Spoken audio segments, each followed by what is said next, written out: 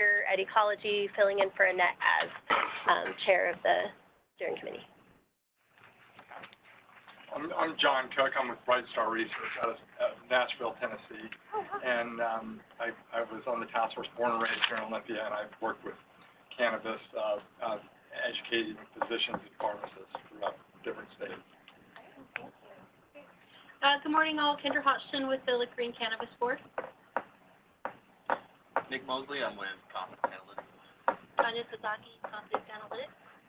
Shelley Rowden, Washington State Department of Health. Amber Wise, Medicine Creek Analytics. Jeff Dowdy, Capital Analysis. Mike Furman, Washington State Department of Agriculture. Alyssa Peter, Ecology. Carolyn Poole, Ecology. Ryan Zabrowski, Ecology.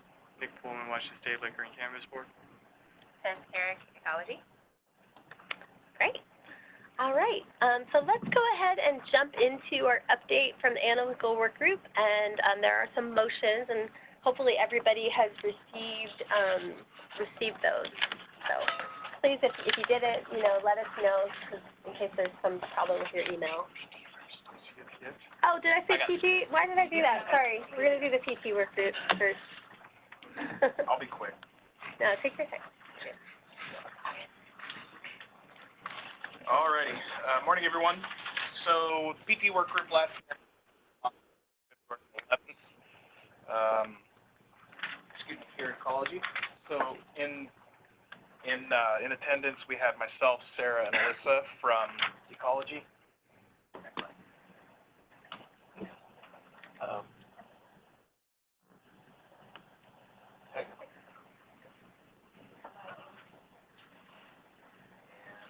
Okay, so me, myself, Sarah, and Alyssa from Ecology. Nick was on the phone from Liquor and Cannabis Board, and Ching from WCA on the phone. Lab representatives, Jay Burns was in attendance, again on the phone, and then Steve, Logan, Bonnie Lunsell were in attendance for in person. So we started off, this was Bonnie replaced Tabor. When Tabor left Praxis, I contacted Dustin to see if they'd like to have a replacement. So we got Bonnie on board. So she gave us, introduced herself to the group, gave us background of, her job down in Praxis.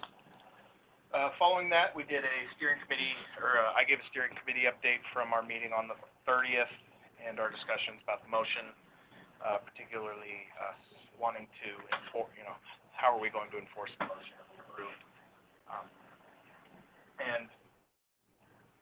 Following that, quick introduction to Box, because not everyone had known what that was, the file sharing program we have. So then rolled into the discussion, the old news that I said I'd bring in since our prior meeting was I was going to contact Ty and ask, the big question we had is what happens when a lab fails a PT study. I believe at the last steering committee meeting I had covered that, but we hadn't met as a PT work group yet, so I covered the backup plan that he creates and is distributed by ORLAP. Followed up with, ORLAP does distribution, and then emphasizing that Ecology cannot serve the function of ORLAP as storage. We mentioned that the chemical and hop lab theoretically could, but we're not going to sign them up for that without approval. So she just said that we have the ability to store, is what Ching said. So this led into the big part of the big discussion. We spent the rest of the time discussing if the FANOVA-like model is something we want to implement in our state. The group agreed in the consensus that this was something we wanted to go down and believed it was as close to the gold standard as we could achieve at this time with all the hurdles that we have logistically. And we definitely want to avoid specifically citing FANOVA because we don't want to be locked in with them to allow for other parties to jump in or the theoretical possibility of it becoming a state-run program. So wanted to leave it open to flexibility down the road. And then we spent the rest of the time trying to decide what are the major challenges we need to address going forward in order to implement this role. These aren't in any particular order other than the order that they just came to my mind when I was writing them. So So matrix definitions, that's probably going to be the one that takes the most time to hash out just because of how complex our matrices are. Followed by study size and statistics of, we only have at most 15 labs? 14 labs? 14 labs, so best case scenario, it's not a giant pool, but it's better than only having a handful. So we'll try to figure that out, how we can get that to work with everybody, as well as acceptance criteria and tied in with contingency plans of what do we do when there's a failure. Any need for regulatory updates that in order to make this possible, costs and logistics. So the action items that we came out of the meeting were, you see in your handouts the project plan of how we're going to work going forward. We really wanted to make sure we got the steering committee's approval before we started dedicating a whole lot of time to making this, to ironing this out, because we felt it was important to not get halfway down the road and then present something to you guys like, well, we don't think this is the right way to go. So we wanted to kind of get the blessing from the steering committee before we dove into it too much. And in order to do that in a timely manner, we're going to start meeting a little bit more frequently and for longer durations. And I think that'll be easier for us to do now because we have a direction we need to go, and we have a better idea of how we're going to hash out the details going forward. So that's all I've got for recapping the meeting. I wanted to leave the rest of the time open to kind of discuss what you guys thought about the proposed work plan.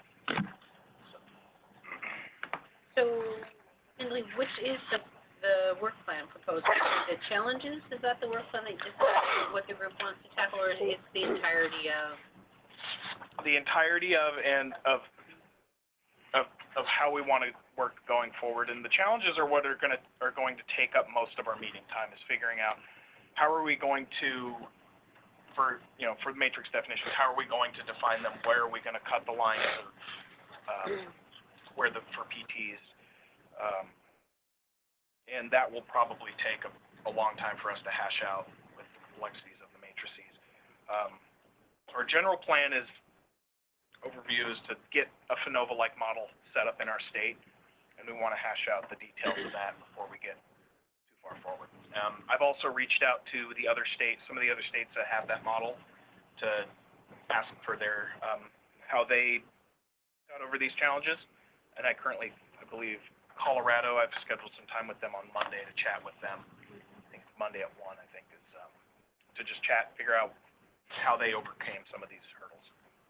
So I just wanted to, if I'm understanding this correctly, this says prior to commencement of the first study within this program, that would be the first PT. Correct.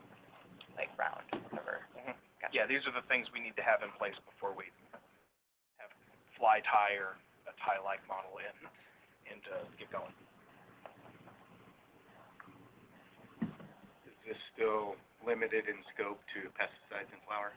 That will probably be where we start, and we will take it. The scope is for everything, but that's going to be where we start from.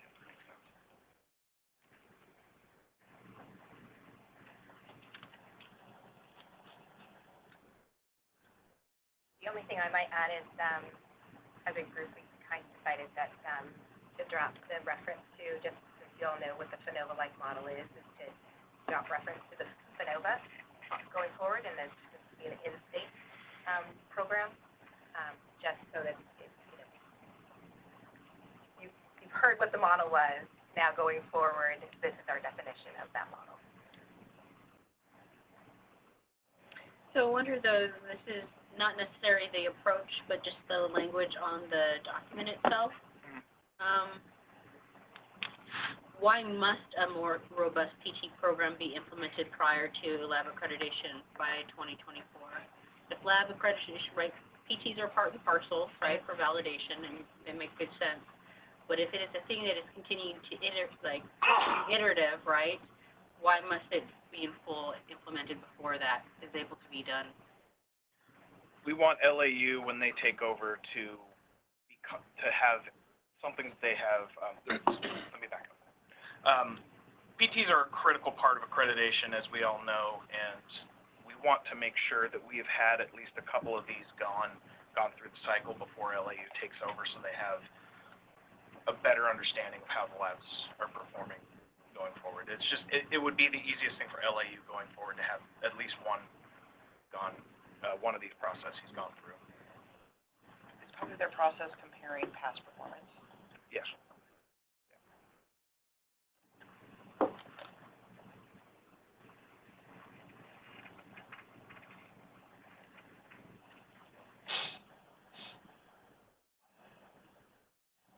Is the idea, and maybe we've had this conversation in the past, is the idea that this would eventually be state-run by some agency? It's just like working out the logistics at this time, or it's too complicated? Or it's, I think the idea is that would always most likely be subcontracted out, or I think the door RFP? is open, and if we script it, well enough, we define the attributes of what, a provider, what a provider looks like, what they must do, and that will look like, any company, but also could be filled by a state agency. So, it could go either way. We wanted to leave that possibility open, knowing that that's definitely not what's going to happen right off the bat. Right.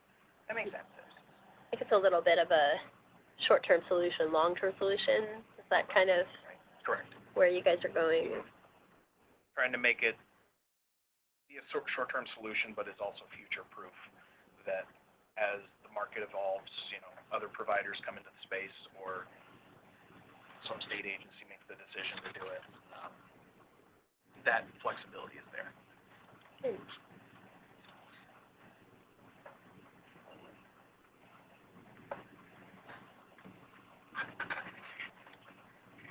Do you think that these challenges will be consistent across all of our different analyte focus areas when we switch to metals and other areas, potency?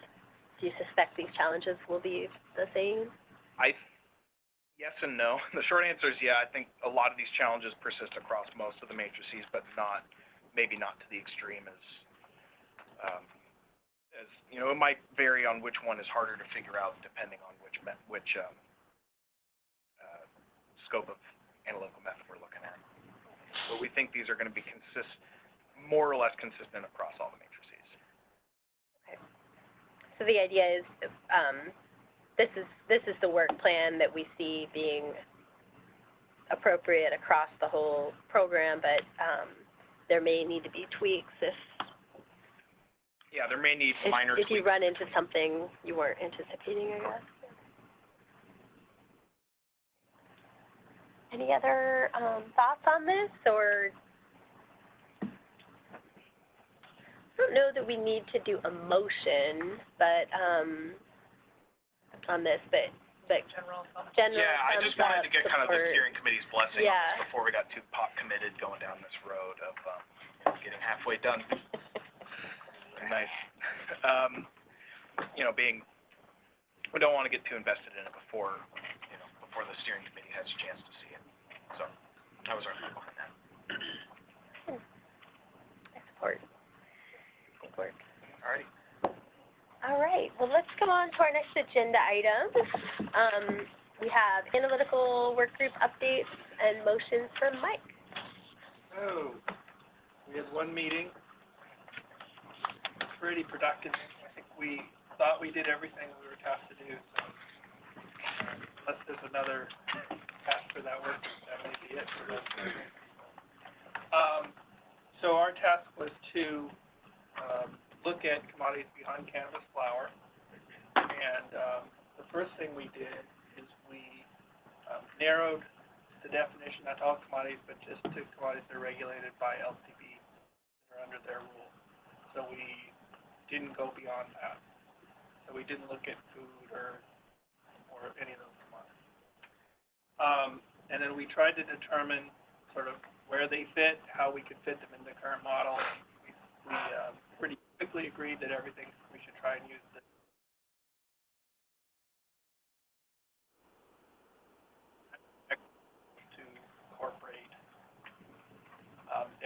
commodities into them. So that's the approach that we took, and we came up with a series of motions to sort of address that. The first one is, as we went over with cannabis flower, there's a definition of what the matrices are. Those drive the rest of the rules. If you know, here's a matrix, I need to do method validation on each matrix, I need to have QC for each matrix, and so forth. So by defining a set of matrices, you sort of define what QC procedures will follow. So the first motion is to define QC groups. We came up with 6 quantities and 1 group.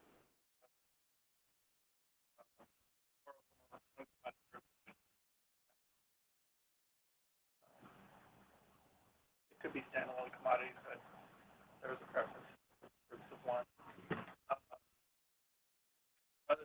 And they would be body group 1, which was hydrocarbons, and we basically sorted them based on how they behaved analytically.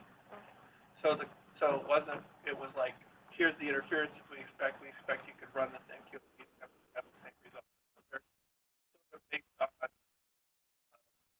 analytical considerations, not really based on how they run together. Hydrocarbon CO2 cannabis products, which is butane, heptane, extract, CO2 wax. Honeycomb 2 would be non-solid products, yeast, hash, rosin.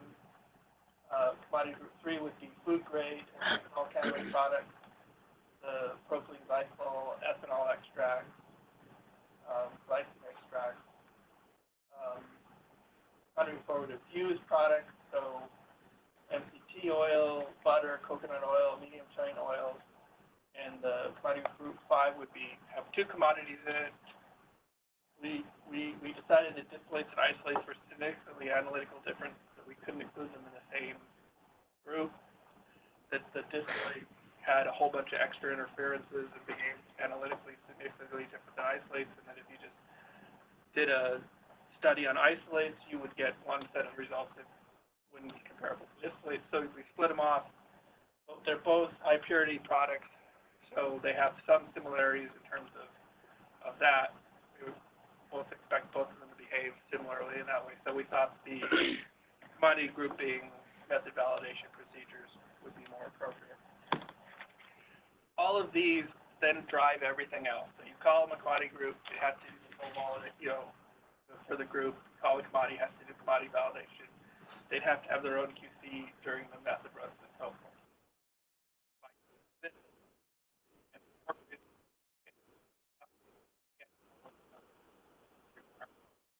Just by calling them commodity and having the requirement. So that was our first motion. Establish these as commodities. Only question I've got is, what about food? There was some discussion at the start of the meeting, and there was some confusion as to what the topic for the work group was. What the scope? And the scope was, and there were some people that said, no, our scope is not for not foods out of scope for what we're assigned to do, and basically everybody just didn't have any clarity on it, so we decided that it was out of scope. And is that because, my understanding is that is because you guys were focusing on pesticides and products, and pesticide sampling is not required for food at this time, and since we're here for the regulatory purpose. That was part of one argument. Okay. The analytic argument and regulatory argument also was that you have food, you have to go back to other ingredients. So they make a cannabis brownie when you've got cannabis, when you've got flour, and you've got sugar, and you've got chocolate maybe, or almonds, and all of those have their own pesticide regulation rules. So if you run it over to FDA, you sort of from my point, you run it off of USDA, now you're on a prepared FDA land, and you have to go, well, here's how you figure out how to do pesticide multiple components. There are rules for, but there are really no rules for state. We did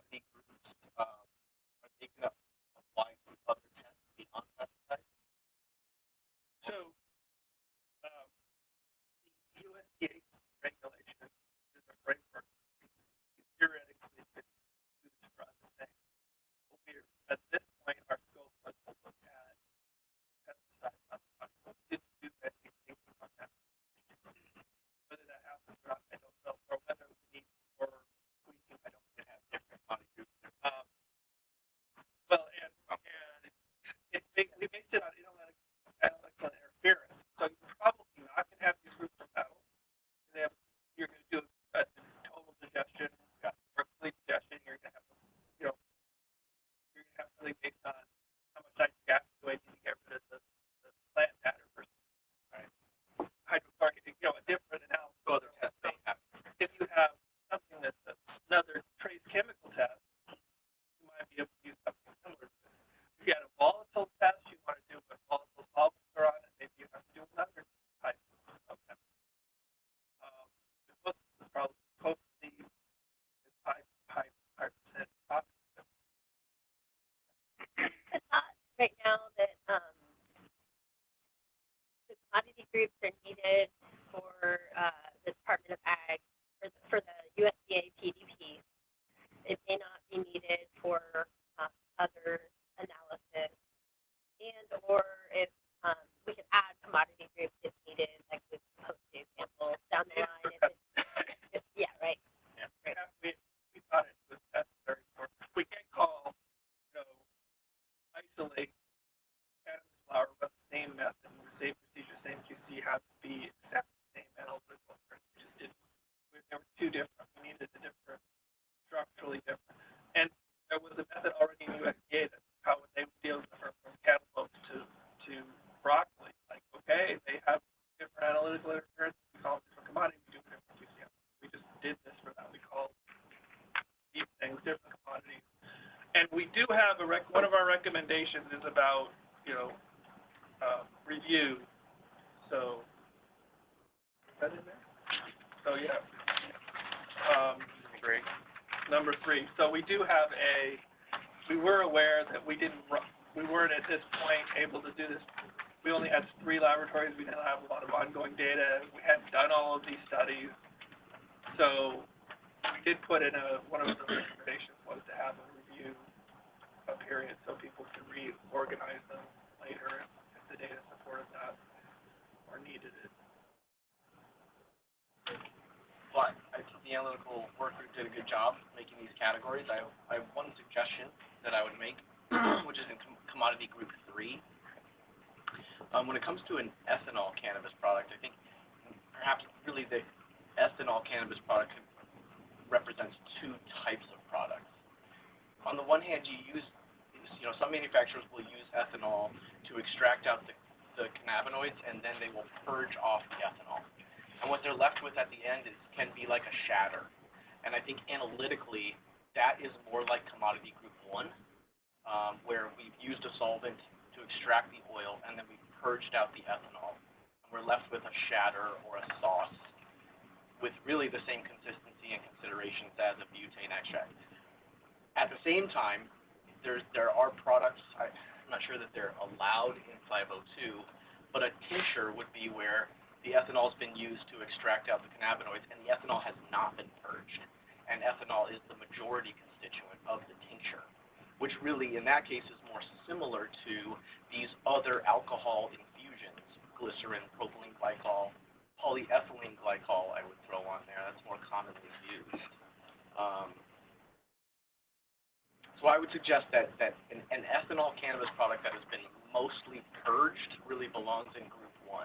And if it hasn't been mostly purged, then it belongs in group 3. So the concern wasn't what they looked like, but what the analytics are. No, that's what I'm talking about too. And the ethanol versus a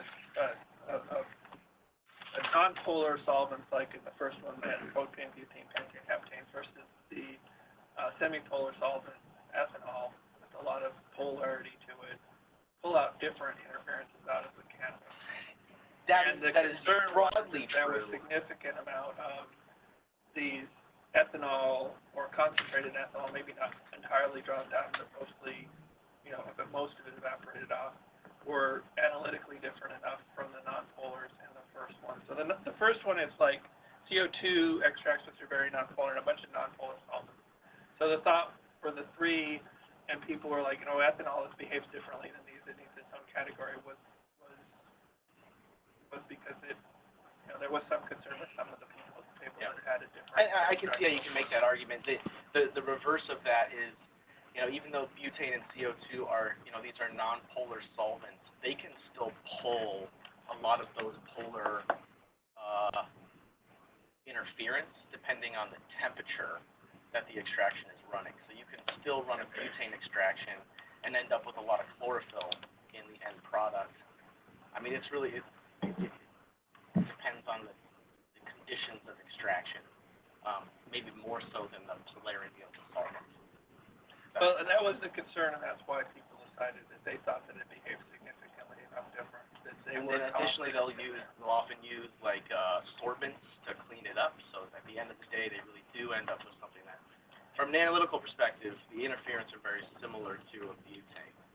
That was some of the people at the work group didn't agree with that and thought that they were different, and that's why it was pulled off of its own group. And one of the discussions we also had was different labs with different techniques experience these different interferences. So even if your lab says, oh, these behave entirely identical to me, some of what we were trying to do with the work group with several different labs is try and incorporate other people's experiences. So even if only a couple of people that thinks that I see an experience for it, we pulled some of these apart just to compensate for something to try and be rugged rather than. And it can depend on the customer. And we do have the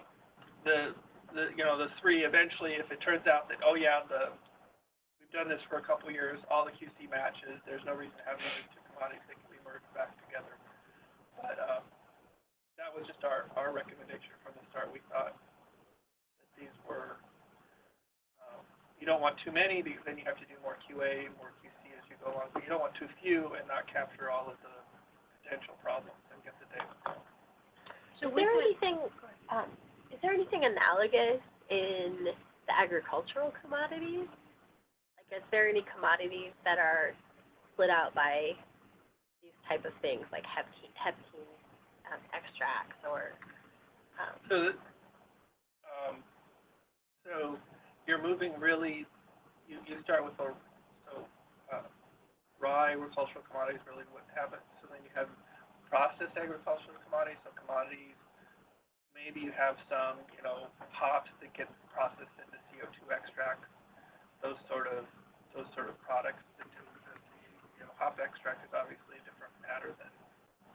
And then you have moving more toward food. You have products that are not complete food products, but there are food plants that make part of a finished product. And it's like, we don't make beer, but we make something you can pour into a barrel and add, no, really, there's a whole plant that makes half of the beer and ships it to Europe as a ready-made, just put this in your brewery, we've already mixed together several different ingredients. So there are these intermediate producers that make something that's not food, but it's not really raw agricultural product. But our consideration here wasn't really that. We're trying to look at what people had with the labs had seen for this product.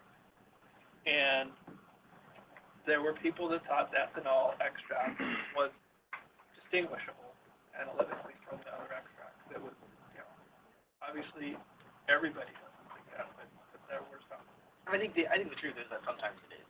Like a Rick Simpson's oil, very dark, has a lot of chlorophyll, has a lot of polar interference. But then there's other manufacturers in the market who like I said, they're doing a fully cold extract and they're cleaning with a sorbent, and analytically it is more like a butane extract. And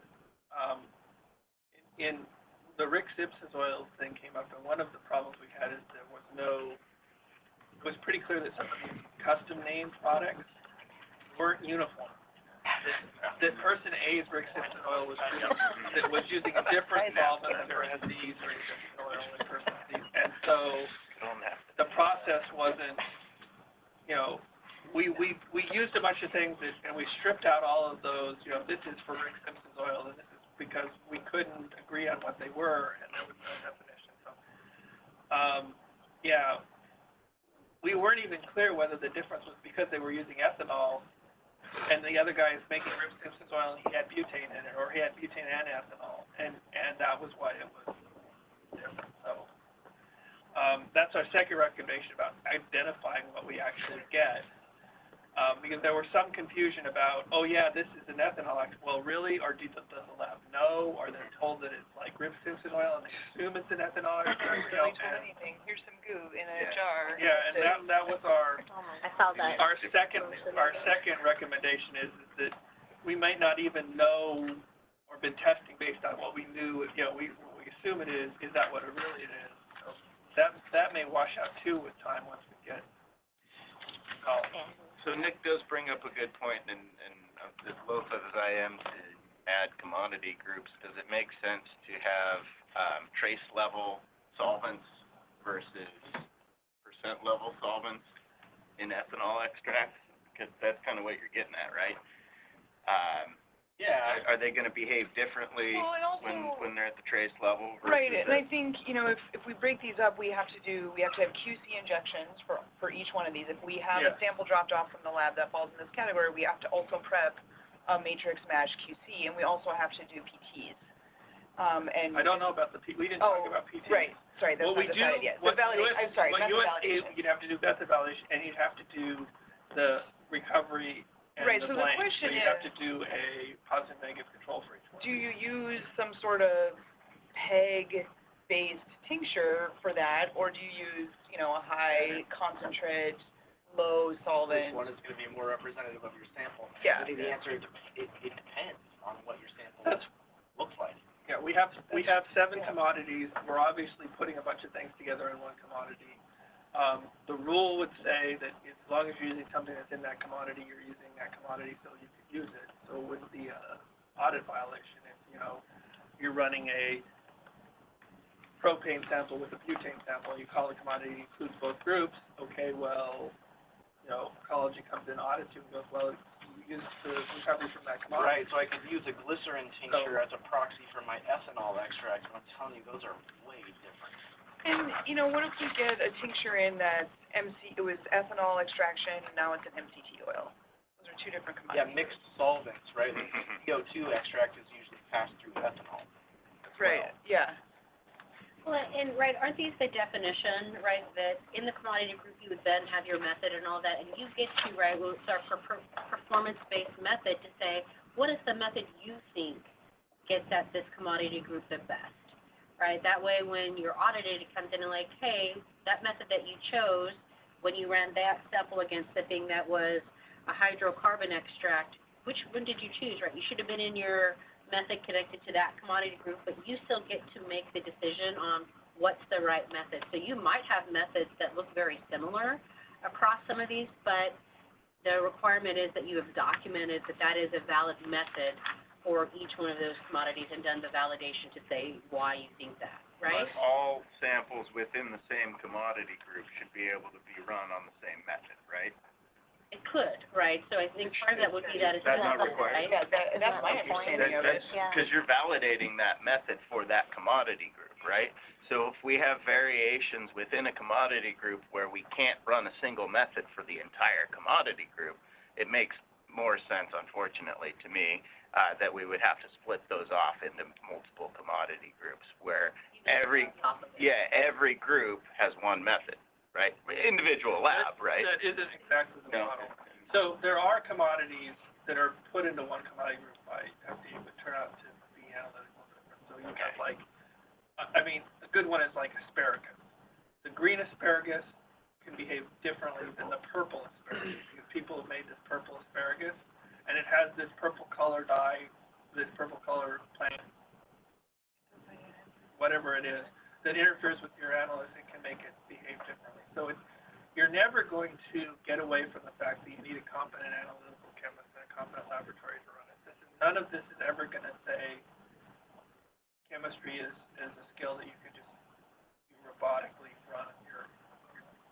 I'm afraid we're not there yet. There's no robot we're going to build for it. So there are going to be details in any of them. And we had to make compromises to get them into these categories. And that's what we thought were reasonable compromises, but they're there. So Pick at them, you'll find to them. pull from commodity group 2, keef, hash, and rosin as an example, they're all 3 very similar, but you may not have the exact same method for all 3 of those. You can have variations of it. Okay, very similar method, but not the same. Doesn't have to be. You can have your method say, if it's keef, I do this. If it's rosin, I do this. For sure. It's the same method from the structural point of view. It just has a little tree in it. You have to, make sure you check them, or you can't have the tree that you never checked. I was misunderstanding. So, I guess. but it does mean that you should, if you it does limit sort of like how much you have to run. So if you say I have a method of keep rosin hash, I run a rosin recovery, and I have a keep rosin hash sample, then there would be no requirement under USDA things to run 3 recoveries for them. But if you did have, if you said they were 2 commodities, and I have a keep sample, and I have a CO2 wax, then you'd have to run 2 sets of QCs for them, and do 2 sets of methodologies. So there's a limit, there's a balancing act between making sure the labs are proving what they're doing, and it makes sense. Well, just the amount of work we have. And the amount of work you have to do, and have a QC overhead where you're actually turning out samples. You don't want to be. Oh, More samples QC are index, QC. yeah. I mean, I've been there Heavy in some metals, cases where it's like you're running 2 samples of 10 QCs. If you need to do it, you need to do it, but Nick loves running QC. Only QC. Sometimes you just forget the sample, you just run it QC. It's great. Yeah. It looks great. Sample gets canceled halfway through. Yeah. But these were our considerations, and the criticisms are valid. They're not perfect fits. They're not everything. You could break it out into 20 commodities. And, That's a nightmare, though. Yeah. It's already, a lot. 5 times more work, probably than most labs do. And can I have a reminder, we had approved a recommendation, 3, I just needed a reminder, what were our 3 big groups that we had started with commodities? Was in it flour, concentrate, and other? I'm just trying to tie that We just previous did one. recommendation. Previously, to that. we started off with, ITHC. we wanted 3, and you just approved 1. We did the one, okay. Oh. Just trying to remember where we landed. You had Cannabis flower. the approval, the group was the task force Yeah. work group. Their recommendation was to do 3 commodities, all with cannabis flower, and the task force approved the motion that was just 1. So I was just trying to tie this back to, because I know we'd had a lot of conversation, right, during that original motion about those 3, and that's where we landed. I was just trying to remind myself of that, and then considering this. And infused products we're not addressing here. So in infused these products commodities. are commodity 4. Well, I think there's, I mean, is that, You're talking food. is that Well, funny?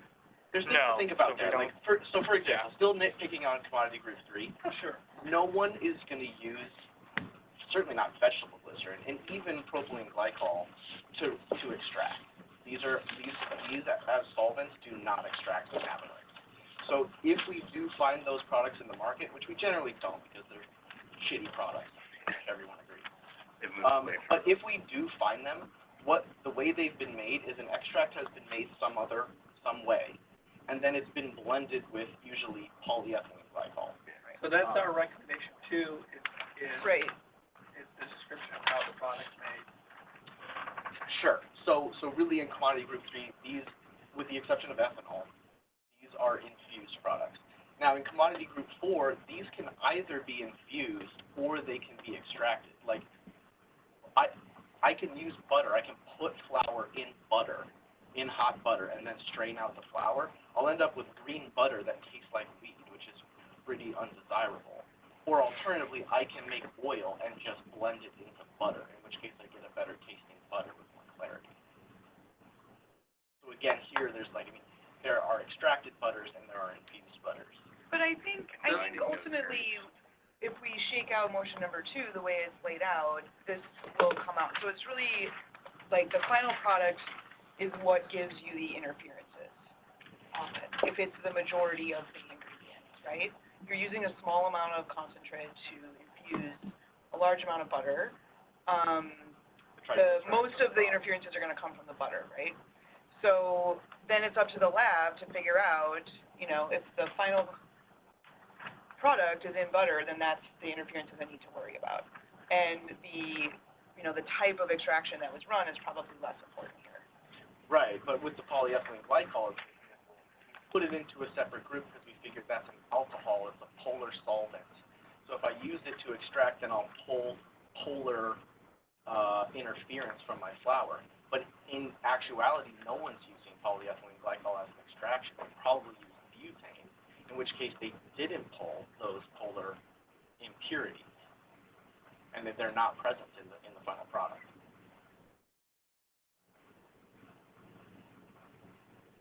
Right. And I don't know whether anybody that's, extracting it there. and how uniform that is for product definition, or whether we get it. We're sort of trying to make the things on what the whole world of ingredients are, so maybe nobody ever makes it, and nobody ever runs the test for it. But that doesn't mean that it's wrong to have a commodity for it, as long as there's something in that commodity that's useful. So I think people do make the ethanol extract. You do. So you can use that commodity group for those extracts. If nobody ever does an ethylene glycol extract, okay, it's legal, they could do it if it shows up you have a method Well, for they it. use it, but just, they're not extracting with it, right? They're using it for like vape cartridges to thin out the cannabinoids generally. Dilute Yeah, exactly. for butane extract. Correct. Or CO2 or whatever. So, I mean, what do we do as a lab for QA/QC for a sample that comes in that was extracted in ethanol and then added to PEG, or I guess butter in this case? It would be, I think you would have to do the commodity for the butter one, because the butter's your interference.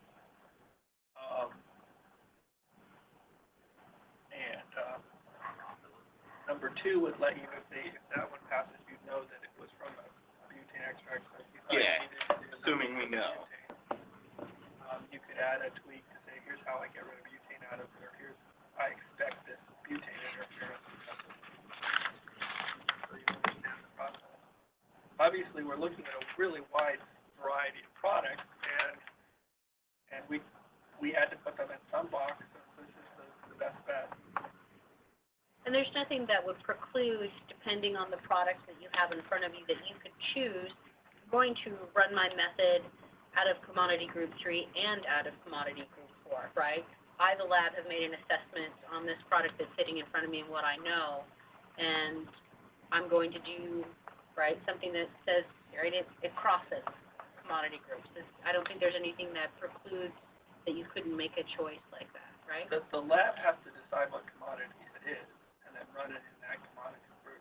So if the lab says, okay, this is a butane extract they put in, butter, but they didn't use much butter and there's still liquid butane on it, so I'm going to call it commodity group 1, because that's where I think the interference is. So could I similarly make the determination that I've got an ethanol extract here, but I see that it's been clarified, and so I'm going to call that commodity group 1 because it's been clarified? But Well, it's sort of what do you think you have? So if you think somebody started off with an ethanol extract and then did another kind of extract on Butane extraction on it, that can happen. No, and then dried it down and resuspended it in, okay, so you've had 3 or 4 processes on it. Now what do I get to call it? We said in 2 that they would tell you what the processing steps are, but if the end product is, a wax, right, and they've done several cleanup steps to it, you don't have to go, well, the first cleanup step was an ethanol extract, so it has to be in the ethanol extract category. If they just keep processing it further and eventually get to a wax, okay, now this is just a wax. So it's that final. It's like, this is what's actually in front of you. Yeah. Okay. But if they show up with a little jar of 3 ounces of black liquid that's in ethanol, you go, okay, this is an ethanol extract. Right, because the reverse might happen too. I might see a butane extract that's pitch black, and I know they ran their system at a high temperature and they pulled a bunch of polar impurities. And in which case, I'm gonna want to call that commodity 3. So this is it. What does it mean for lab accreditation? So what does a commodity group mean? So if you're an auditor and you come into a laboratory and you see that you have these different commodity groups, are folks supposed to stick with a specific method for a specific commodity group, and if they're not, is that a finding? Or if they are calling a commodity group that's, as Nick's example, is that a finding, or what does it mean for lab accreditation? So your lab would show up and you're accredited. Say you're accredited for a method. So if you say you're accredited for, the hydrocarbon CO2 commodity, and then the accreditor would go, do you have the method validation for this commodity? and then they would go, if you got this commodity and you had a run, show me the, QC for this commodity for that hydrocarbon, the blank recovery. So yeah, I did it. I ran this sample was a hydrocarbon. I ran it using the hydrocarbon method. I did the hydrocarbon QC, and I have the method validation for the hydrocarbon. And if the lab isn't accredited for, hydrocarbons, and they ran a hydrocarbon sample, then you go finding here you should have done method validation before it. Or they ran the flour recovery. Well, you didn't do the right QC for this sample. Now, if the question is, a sample arrives, and the lab says, this is a hydrocarbon sample, and the auditor goes, no, it's not. It's really a food grade sample. And that's a regular auditor thing about, was the lab right? Was you right? Does the lab have evidence to support their findings? Not. Was there a root cause analysis of why they made this decision this way? That's just sort of, if the lab had a legitimate reason for thinking it should have been a 1, and the auditor has legitimate reason for 3, then you do the regular audit stuff. Why did you decide this way? And with a complicated product, you may have these where two reasonable people may have different opinions on the same product, and that happens in audits. Is this water or is this sludge? Okay, how much? Such ground. And so that Very similar analogy. that interpretation is left to the labs then. Well, you get audited again. Yeah, so if you're always able to if you're always calling, if you get Keith sample after Keith sample and Keith sample, you're not validated for Keith, and you're calling the hydrocarbons because it looks kind of like hydrocarbons, you're going to get caught by the auditor. That's the design of this. Maybe you don't. Maybe you speed and don't get caught by the cops too, but that doesn't mean that's not what the rule. Well, I think if that flexibility really exists, then ways that are described, it broadly makes sense. There's probably going to be some exceptions, but as long as we can justify our decision making and have some flexibility on it, I think it makes sense.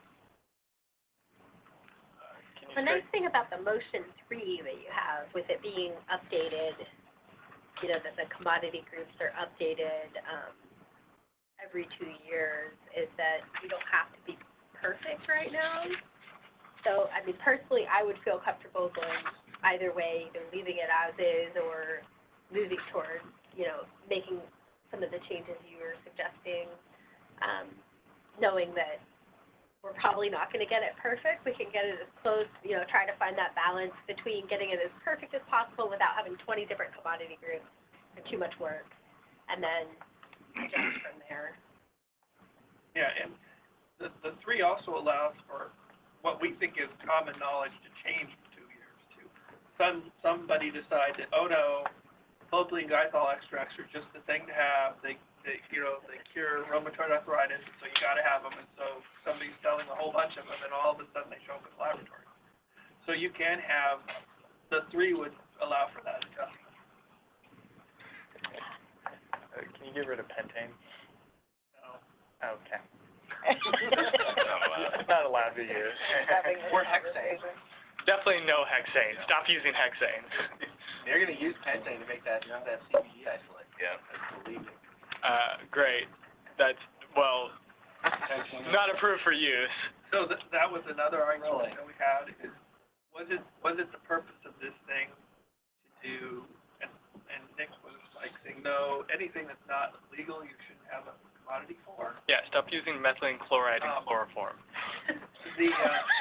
But we did sort of have that issue, is what should you just properly categorize it as a non-polar solvent and say, well, if you get it, it should be this category, and say, well, it's illegal, we shouldn't even write words about it. So That one. that was why that word was in there, because Stop using naphtha.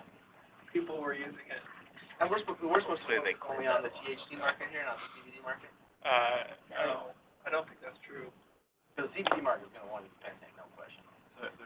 They are. Final washes with pentane and heptane every time. Lots of it. Yeah, so LCB, if it is CBD derived from marijuana, right, it falls within our testing. If it is CBD derived from hemp, These may apply. And labs do have to test those things that come from outside the market if they're being brought into the market. And if they're coming from outside of the market and they're coming from Nevada, they definitely have pentane in them. And the auditor needs to have some rules too to what to do. So we do have the problems, we just say, we don't put anything on the thing, we have, okay, pentane has no commodity, doesn't fit in our schema, then it's not off, it's off. The auditor's gonna have to, well, we're not gonna be able to, credit because there's no definition. Which we So, wouldn't be able to fail people. Or succeed or anything, yeah, like. We can't report it if we're not accredited. just to be clear, so pentane cannot legally be used on products, but we have it in a commodity group, or used to extract, is that? So that's what we're saying, like, Oh, yeah, you can't use it to extract. Or any, you can't if use you're a it 502 period, or licensee, if you you're, can't use pentane, period. That is But correct. you can buy CBD isolate from an outside manufacturer and blend that into your product. And before you do, you need to get that thing that you purchased from outside the market tested by a 502 lab. And it is going to be coming from Nevada or Tennessee. Colorado. Or Colorado. And it's going to be pentane extract.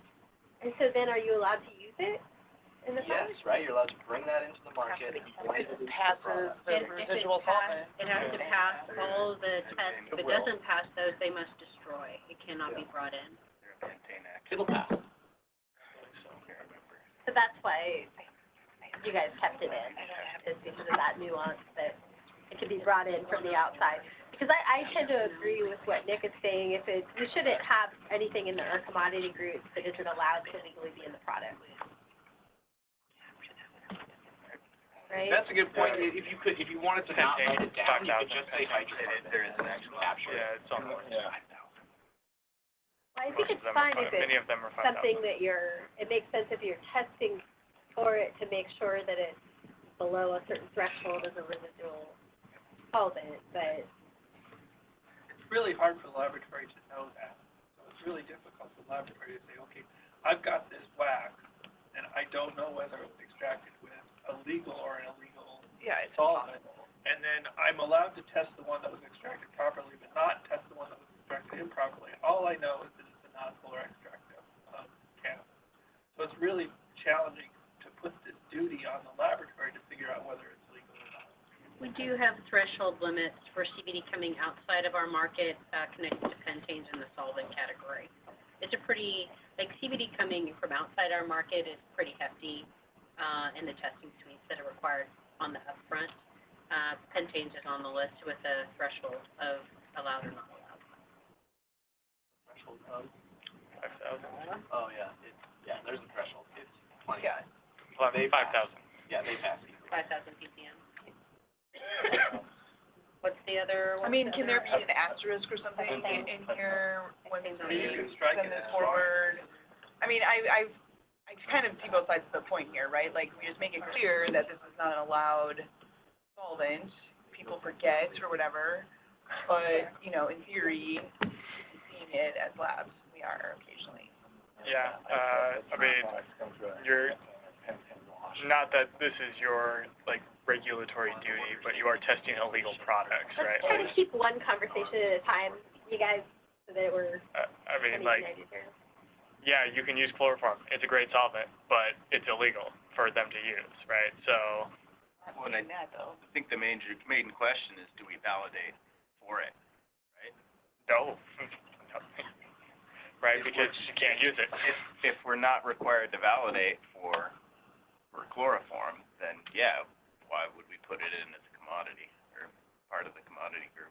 I mean, again, like, our scope is the I-502 market, right? So, like, the gateway for CBD coming into the I-502 market, I don't know, one, is even in the scope of this group, but two, would need to be a separate conversation from the scope of products inside of our market versus products that are coming through the gateway to our market.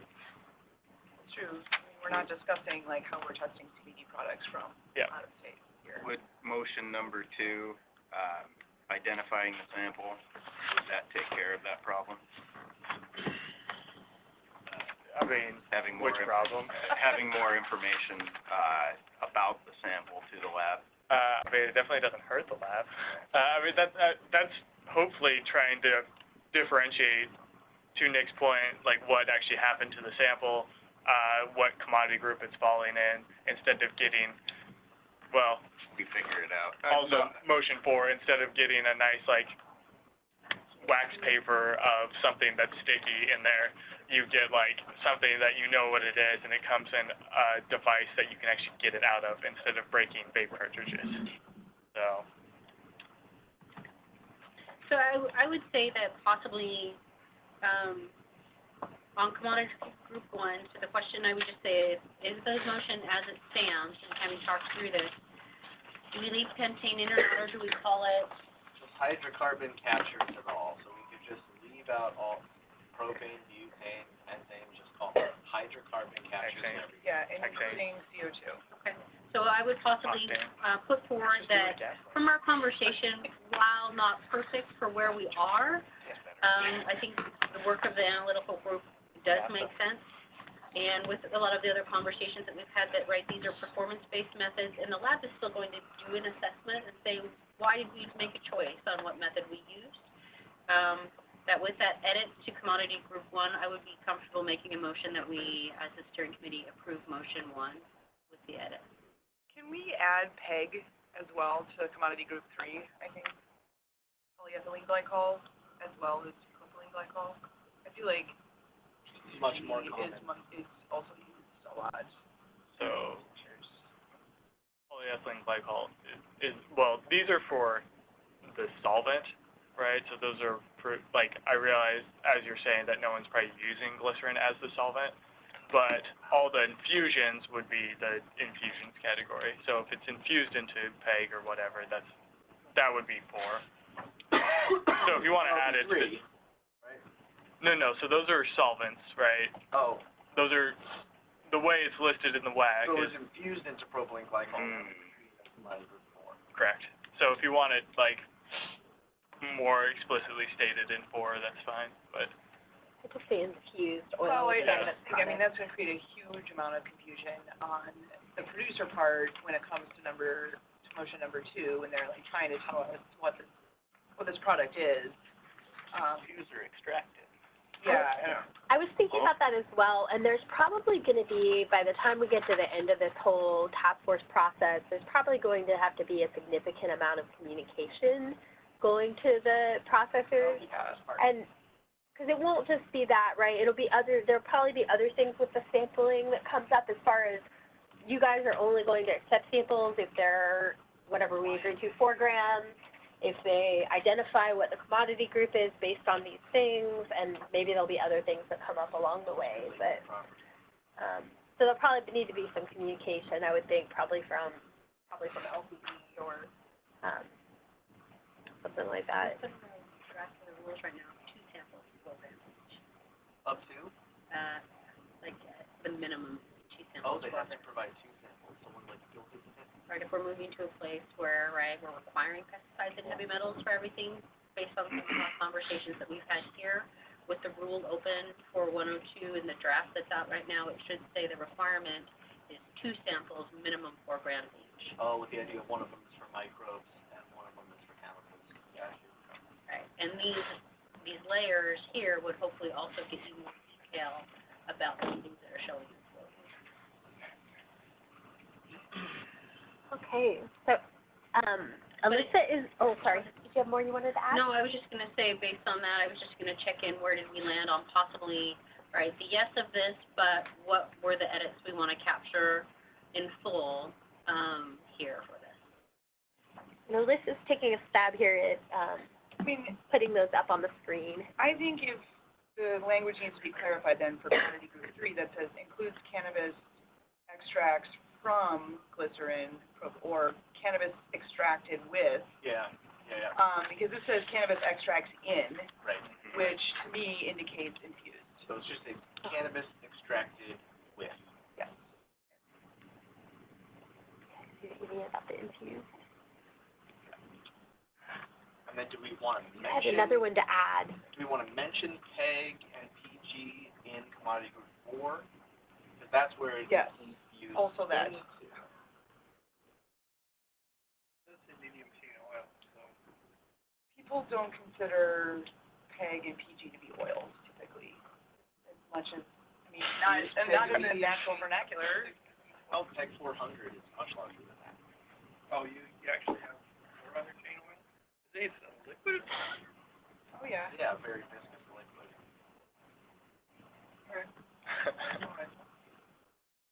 And long chain oils. Can you be more explicit about what we're adding here, the I'm not gonna catch me. Like it's, capital? it's an acronym PG, and then, Oh, yeah, like we wanted to I would spell say out BG. all of Yeah, just PG. Might be best just to spell it out. You don't know how to spell it? Polyethylene glycol. PG. Yep, great. And then the couple on the, above that too, glycerin and propylene glycol. Sorry, like in the commodity group number 3, those glycerin and propylene glycol as well, right? Yeah, and that covers vegetable glycerin as well, VG, so doesn't matter where you get that glycerin from. Yeah.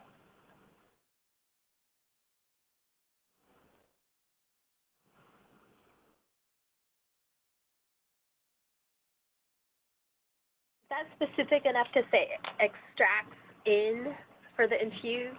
Or should it say, you said something Cannabis never extracts infused, instead of, so it includes cannabis extracts infused into. okay, infused into In other for words, that one. it doesn't matter what the original extract was. It could have been CO2, BHF. Or Most likely, If you're putting cannabis it into extract infused into. and then do we have a There you go. consideration for when the butter is the extraction solvent?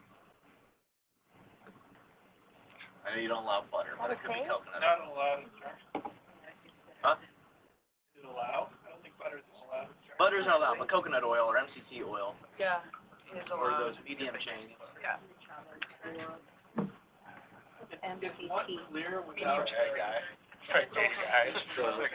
Without the There's a lot. body one clear, or is that just, no? That's why we had it in the first place, is we thought it wasn't clear without, saying hydrocarbons was like too vague. I feel like the lab should know what hydrocarbons. Zero amount of like. Yeah, it feels that way, but. We should add examples, change it to examples, so it's not, Well, an explicit list, as just examples of, Like, that way. Yeah,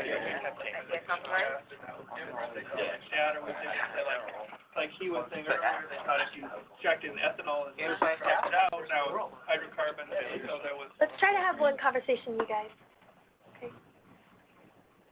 So, I think one of the solutions here was to trying on commodity group to not make it like it has to be that, to say hydrocarbon and CO2 examples include, and then you're still left with those, but it doesn't become limiting for non-exhaustive. you. Yes.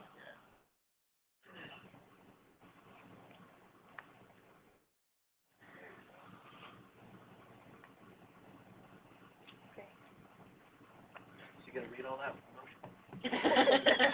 One other thing, the MCT, I'm just, since we're getting rid of, acronyms, we should get rid of all of them, the medium chain triglycerides.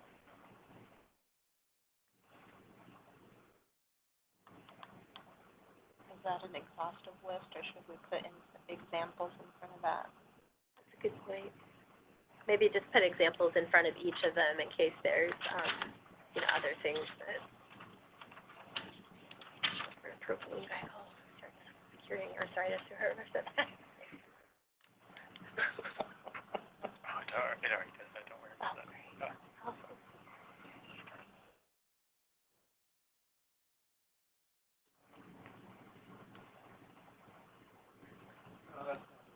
Yes.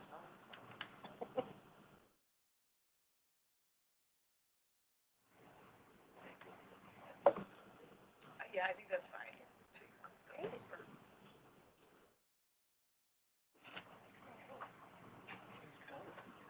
Somebody like to propose a motion if we're there?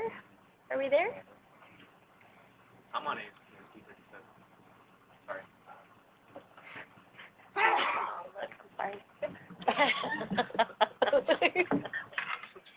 So I think we've got the edits that people think are the most helpful. Just want to look around and make sure. So I was asked if I was going to read the motion in full. What I'm going to do is say that I would make a motion that we approve the language on the screen relative to defining additional commodity groups and commodities. We have a second? Second. All right. Motion, anybody object? I forget exactly how Lynette does this. All right, motion approved. Or everybody say aye? We all just say aye? Obviously, I've forgotten this part. Aye. Okay, here. Okay, motion two, in order to enable motion one to work, the lab needs to know what the commodity is. And many of the labs reported they didn't know or weren't told by the producer what the commodity is. And then if you're required to say, well, it's a butane extract and I need to run one, and ethanol another one, they need to run a test to see what kind of extract it was before they ran the test to do the pesticide screening, or they might never know. So given the producer knows what it is, reasonably should know what it is. Motion two would require the producers to identify the sample for the laboratory. There were sort of three issues that we had. The first was what was used to produce the sample. Sometimes they will start with something and go through several processes. They'll extract a butane and then infuse it into something. So we sort of want to know what the end product was and how it got there.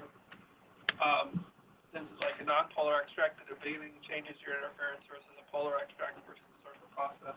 So it would help the laboratory identify and correctly run the right test for it.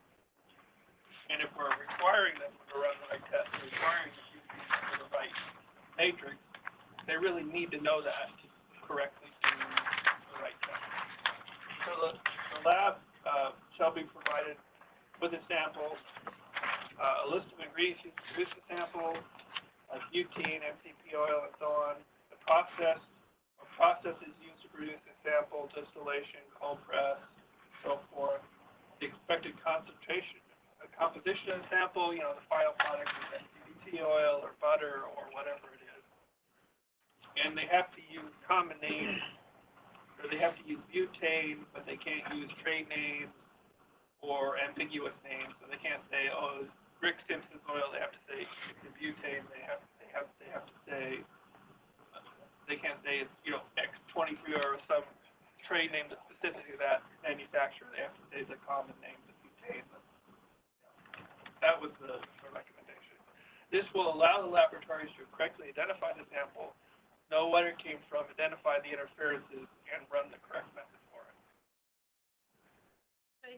This makes sense, and I hope it would help the labs. My wonder is, does this consider, right, somebody who does not know, right? They have acquired a product, right, and they're looking to validate the thing that they have acquired, right? They are told it is a thing. What if the answer is unknown? Right, so producer 1 sells to processor 2. Processor says, hey, this is what I was told. I'm trying to validate something, so I, in fact, don't know all, right, all of these elements. It's just a question mark for a thing that you're trying to say, I don't know everything that maybe would fill in all these boxes. For oils?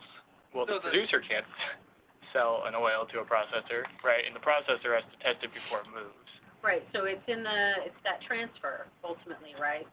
Licensee had it, they say it's a thing, right? Supposedly have the documentation that it's a thing, and licensee number 2 is trying to validate it. Right, they're told it, right, so that's what I'm asking, is this just supposing they say, this is what we believe it is, does it consider the thing when they go, we're not 100% sure, right? We have this product. Should not that burden of proof lie on the person selling the product? Yes. And shouldn't they be doing that testing prior to selling it to that second producer processor? I agree. I think one of the things that we're seeing right now in the market is, and likely you all are seeing some of this too, is I will not accept your thing unless you have the test results to do that. Not everybody is making that business choice. And I don't think we want to close the door to people who want to get a second opinion on something that they didn't. Right. True. And So it's just a wonder if you it's a check all the boxes you think it is, and okay. then be okay. It is a bit of an outlier, but I was just wondering if this considered those kind of situations. So if you put it as a rule, you sort of force the supply chain to conform to your rule. So if you tell the producer that we're not testable unless you provide me this information, they're more likely to say, I won't accept anything unless you tell me what it is before I buy it. I'm going to make that a condition of my purchase. And then run it back down the chain until they actually know what it is. So the person who might now be said, I'll buy whatever you want, I don't care what it is, it's a bunch of question marks, that's fine, may be encouraged by this rule to go, no, I really need you to tell me how you made it before I buy it, so I can tell the lab how it's done. But isn't that situation really an R&D test? It's not the compliance test that's having been reported. Oh, yeah, that's a good point. It's not a compliance test. Right? Yeah. So the client is a different person. So ultimately, this is really addressing compliance testing, right, for sale in the retail market. Totally. Correct. Good point. And if somebody, the concern for the laboratory is, we're validated to run this test on butane extract. We're told it's butane extract. It's not. We run the wrong QC. It's an invalid result. If the auditor ever sees it, well, you ran an ethanol extract using the butane extract test. It's wrong. Well, it is wrong, and okay, now to fix that, what do I have to do? I have to run run everything through every matrix, run QC test to figure out what it is before I get it, when really the producer should know. So this is, you shouldn't be selling a black unidentified liquid. You should know where it came from. I agree with that. Yeah, there should be some rule about it. That's So possibly I would recommend then is we just clarify that this is for the quality control compliance sample, right? So total side topic, I'm not sure if this is even in the scope of any of this. Are we concerned about any IP storage issues?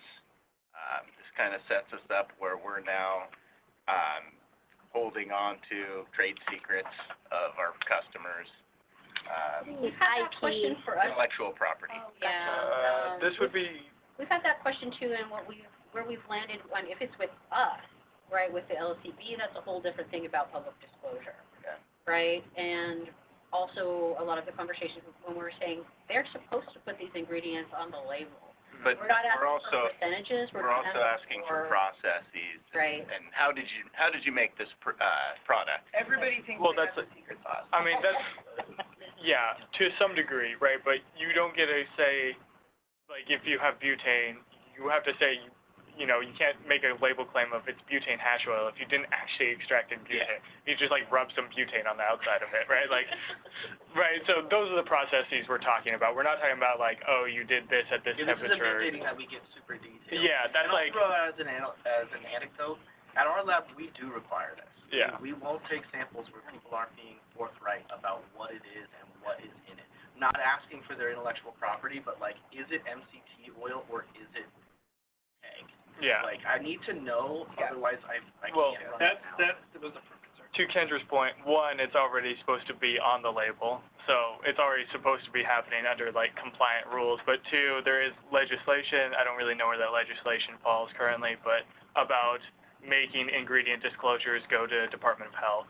So this would essentially just, like, also grab that ingredient disclosure that's going to the Department of Health and just essentially send it to the lab too. Yeah, another So, trail. Yeah. So, again, anecdotally, we've never had a problem with it. No one's ever... For the most part, yeah. I mean, like, Not the process. IP. Okay. only in a very, I like, think it's a fair reflection use though, butane because process. licensees Okay, cool. make those statements, right? And they've made those statements to us as well, and what we've walked through are kind of these same type of things, right? We're not asking for your percentages, we're not asking for your order of operation, we're not asking for, right, the recipe on this, but all the things that are supposed to be disclosed, right, are required to then be tested for, all that, that's not proprietary. Okay. I was just worried about having to set up extra security for the storage of processors No, and all that. this should all be information that's available to the customer.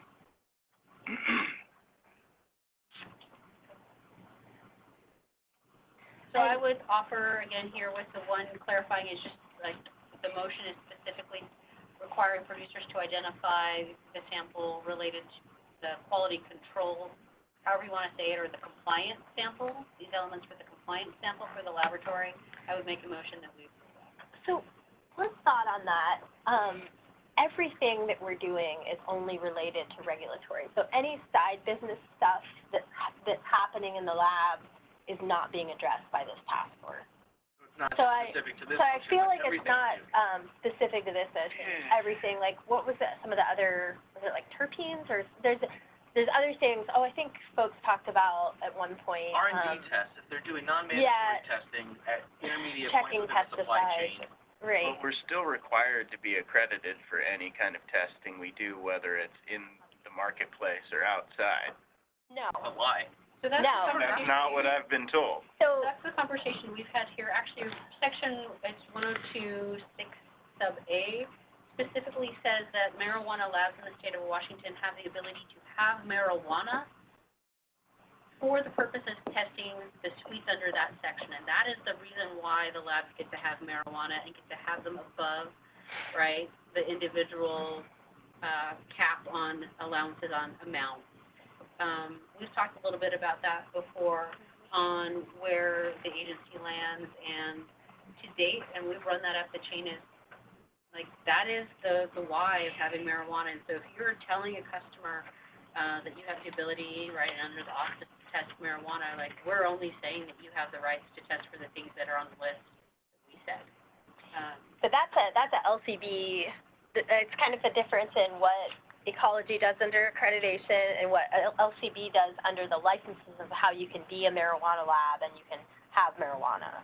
So that's kind of, Well, it's going to be tied directly, because that is all tied to what you are certified accredited to. So in the future state, it will directly be related. do you want to speak So a I little about what was I'm, just gonna add you know what I'm that trying to say a little bit? the client and the rationale for running these methods as specified and for delineating these commodities is for compliance, is for generating data For the specifically client. for the client, Right. enforcement. So when it's an R&D sample, the client is the customer. Yeah, so, and you wouldn't want to blur the line between, you can make decisions for a client that would be different or change a method, which I think you do change methods or change things. And so we're saying that these are client-derived, these are going to be the accredited methods. You must perform them the way that they're, prescripted. And, the side business is not in accreditation, it's side business. And It's outside. So- So for example, in the environmental world, just as an analogy right now, if you're going to do work, if you're an environmental lab and you're going to do work with the state of Washington, with the Department of Ecology, you have to follow accredited methods. And the accreditation is to the parameter. So it's not all pesticides. It is this analyte and this matrix, this method. And but if somebody wants to go to a private laboratory to Test America or whomever and say, hey, I want you guys to do this R&D thing, and Test America says, we're not accredited for that, but we'll do it for, this cost, they can still do that. It's just not data that the state of Washington or ecology would take. We wouldn't use that data. That's not All under your. right. But So if the model was the same, the cannabis model was the same, what accreditation, what LCB does as far as what your license handles, little bit of a different thing, but what accreditation would say is, for your testing for the state of Washington, you have to be using these accredited methods. But if it's outside of that, You just can't we're guarantee the we're not- validity of it. we're not accrediting for that. We don't. I think the point Kendra's making is the only way you're supposed to have marijuana, especially above your 1 ounce and 16 or 64 fluid ounces or whatever all the carry limits are, is for the purposes of I-502 testing. Unlike water or soil or anything else, you can have as much as you want, right? And anybody can. But there's a lot of testing that's happening outside of that, right? And A lot of R&D testing cannabis is allowed. testing happening So, outside of the compliance 502 testing. no comment. Non-mandatory, non-mandatory is definitely. Non-mandatory is different Mechanism from R&D for though. BioTrack, Yep, well, we're using. BioTrack is not a system we use. That But in LEAF, there is. uh, There is. Okay, yeah, but that's coming from a producer processor, right? So you still get manifested, so it's still traceable. So Yes. It's just not pursuant to the client's needs. would it Correct. would it be safe to say that if you have a pesticide method, you would run a pesticide method for compliance and you followed all these guidances, but you may also do R&D then? I mean, is there, like, and you can do R&D and you don't have to follow them. You can do whatever you want to do for pesticides. Is that? I'm saying no, but it hasn't been. It sounds like that's out of That's your what's scope, happening. but LCB is saying, no, you cannot do that, because you can't have the cannabis on site, if you're not doing that. Not UA doing that. test. Do we know? Because right now, it says you have to test this for these pesticides, and that's a required test under LCB would follow the F502. We don't have a requirement currently that says you have to follow an accredited method. So, you can run any method you want to test for the 502 procedures, or as long as So- RJW It's in rules. accredits it, or? You're right, the methods are not approved, but for in the world of pesticides, the only labs, right, that can do the pesticides are the ones who have got certification. They've gone through the steps with RJ Lee to come out and validate and look at their information.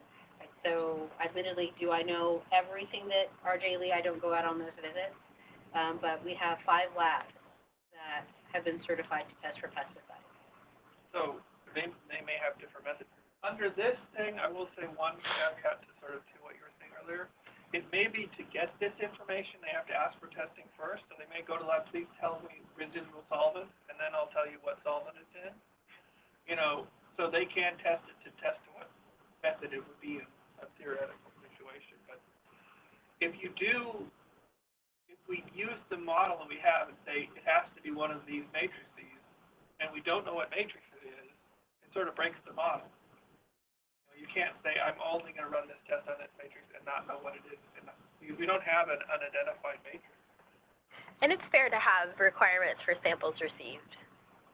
I mean, that's, Very common in laboratory work. yeah, that's common. And So knowing that, right, it opened up another set of a conversation, but part of the reason that I was sharing that I think I don't know that I think we can make the assumption, right, that it's right, that this is all that we're ever talking about is the compliance sample, and part of that is we have producer processors, and this is not necessarily the labs, that have had a non-mandatory and then assume that they can swap that non-mandatory sample into their compliance sample test result. Love it. Right? And, right, compliance is compliance. If you're doing non-mandatory and all this other stuff, that does not then get to flop. Right. It needs to be a compliant sample all the way through. Yeah. So that's partly why it makes just to be absolutely clear, right, that we're not only going to be the people who are reading this in the future, for those who will take this and have a different interpretation of what we were saying is the scope of the world. So are we good with this as is then? I would still recommend just making sure we say compliance sample, but that's just it. Other than that, like, the concept, I didn't hear anything It about doesn't the hurt to add concept. that in there. well, I guess one thing I'm thinking is that something that would have needed to be added in for the other motions that we've put, that we've made so far, because that's kind of the assumption that we've been working under is anything you guys are doing outside of that, any side business stuff, you know, if you're not following the PDP as written, it's just your side business. It might be something you're not accredited for. Does a non-mandatory quality assurance sample still falls under our accreditation? No. No. I mean, if you're not following, Generating data for the client. I mean, you can follow an accredited method. You Yeah, can say we're accredited for this. You can put your accreditation on the report if you Right. want it becomes that. But the state doesn't collect the data, or the client, whoever that ends up being. Still the state. Children leave. Non-mandatory result. Oh, not mandatory. They're not? No, they're I thought just, we were I mean, The manifests no, are. they're manifest. It's just a manifest. The manifest is like, they like know where they went, You're right. but like, I the see. numbers are reported. So for example, if the, the auditors came in and said, give us an example of, whatever, your MCT oil and, processed by, and they gave, if you gave something from your side business, and you tweaked a method, they'd be like, whoa, whoa, whoa, whoa, and you'd be like, oh, well, this is for someone else. And they would go, okay, well, fine. Yeah, show us the one that Fine, show us the one that is for compliance. And they would not, they would say, well, they might have a professional opinion, like, you probably shouldn't make that tweak. However, that's not being judged here, and not you part of don't your have to, accreditation. you don't have to do any Shoot, corrective RJ Lee action. usually comes in with a list of samples that we have tested and entered into the traceability thing. I want to see this one and that one. And that is another mechanism that is used. Thank you. This is a little nitpicky, but I feel like the term only common names, I feel like Rick Simpson oil is a common name and butane is a technical name. And I feel like changing that to being only technical terms may be used, or specific terms may be used, and not common names, or not labels. Yeah, am I being too grammar? No, I have that edit on here. I don't know if it's Like taxonomy. Specific terms or technical terms, and not common names like this. Yeah, I think Mike was in the IUPAC of common names of like THC versus like 6A, 10A, tran. Right. Minus, right, and that's why I don't know if like specific is a better word than technical. Yeah. But. Yeah. The butane is, well, it's not an ISO name, but it is a. It is an IUPAC. Yeah, it's an IUPAC term. I believe. Yeah. Yeah, as pro bute. Like yeah, those are IUPAC. Begrudgingly adopted those as IUPAC names, I believe. Yeah.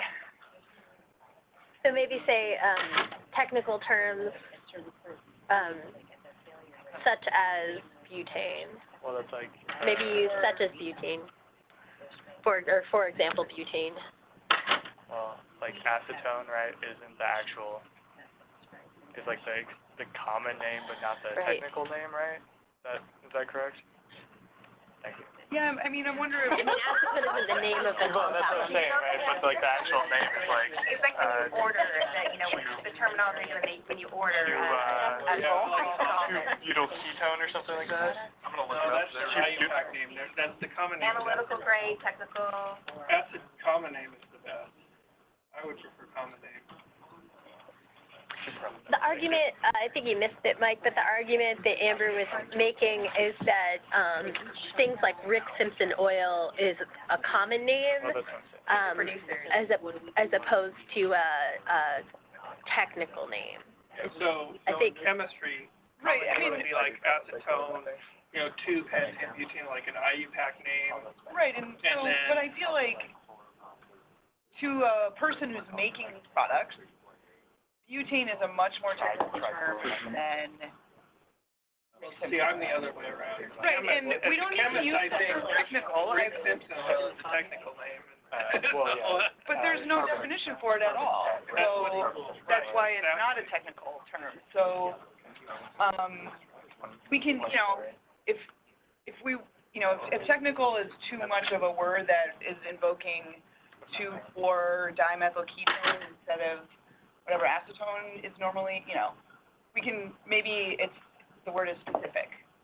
In specific terms. In chemistry, common name is a specific term, so there's a whole list of like common, what everybody uses for the name for this language. You're right, Mike, I just Googled it, and butane in chemistry is considered a common name. However, you have to understand the audience. Great. That is using this, that's filling this out. You will be able to interpret a technical name, a common name, they will be left on the other side where they're going to insert common names as Rick Simpson oil. So I think there's a whole, this is the communication piece that we touched on a little bit earlier, that obviously there's going to need to be some communication to the processors, to whoever the audience is, to put it in terms that folks understand. But I think we should try to use whatever is the most scientifically accurate way of describing things for our emotions here. The communication to the public or to the processors. Right, I mean, come later. This is ultimately going to go into a report as a recommendation for the state. This is not rules. Those people that are getting this report aren't scientists. Good point. for the most part, right? I don't know. I mean, it's hard for me to remember what it's like to not be a scientist, I guess. Yeah. You can combine both. You were four. Common technical terms. So Yeah. you could use both descriptors of the same thing. I think common names mean something specific in chemistry, and in terms of if you got a legal argument, you want common names because then you have precedent. But I certainly could understand why people thought common names would be, you know, Rick Simpson one because it's common to the. They have common technical names. All right. Imagine how little you know about Oh, astrology. there we go. That's what people Sarah feel just made a good suggestion. She had suggested, Scientifically defined common names. yeah, scientifically defined common names such as butane, rather than trade names. wordy, really wordy. Great. Perfect. That's what we're here I for. like that. Okay, with that idea. I'm trying to bridge the gap here. IUPAC accepted.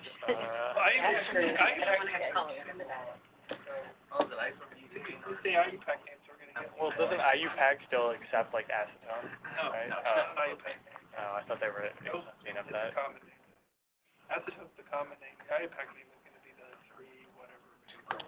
Okay, are we getting where we need to be here?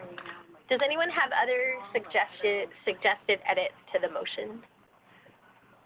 I mean, that's probably a super unpopular one, but we could have a form, like a standard form that comes with every sample where they have check boxes. Thanks for volunteering, no. That's why I figured it would be super unpopular. I like that. Gotta make it. All right. So maybe So in we need a the, work group that makes that form. could we change, Had a work group on the paper form. Yep. could we, change the first part at the top to say,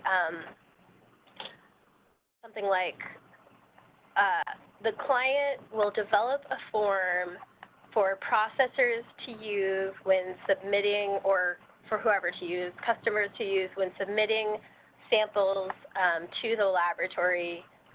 The laboratory will only accept samples with the information required on the form included, or something like that. I don't know. Do we want a standard form across the industry, or might? I just ever wonder, right, if there's bare minimum things the lab wants to request other information, Yeah. right, then Like, I we don't. have a sample transfer form that we designed because it helps things, not just satisfy this, Yeah, which like it our- does satisfy like our this, but specific also lists and other considerations. Yeah, Like I said, you gotta- super unpopular. It's not a bad wonder, right, but like, there's a place to you to say like, what is the lab and their business choice? Yeah. Say like, how do you want that presented to you versus it must be given to you, but what does it work for your intake process? Could be verbal. They could come in and just say it to your face. Client form or client approved alternative containing this information. Somehow it will be documented, basically. Yeah. Better you can point at the So lab. the client would have to approve the form? Maybe Down. maybe change it to something like the client will, or the customer will provide documentation of that identify the sample for the laboratory, kind of like the title of the motion there. Sample submitter. No more words for you today. That's away from customer, I don't know. Yeah. What did you suggest as customer defined? Right, granted, we usually licensee, but that's our nomenclature. Yeah. And the rules and the nomenclature usually reference like licensee or producer processor, like the nature of their business, not I mean, the this is relationship. specifically producers, right? Well, maybe change that then to licensee Sample or. must be accompanied by, rather than addressing who's bringing it in. Each That's a- sample has to be tied to the chain of custody. That's a good one. You don't have to delete everything there. You could just change the beginning part to say, each sample will be accompanied with documentation. Yeah. Yes.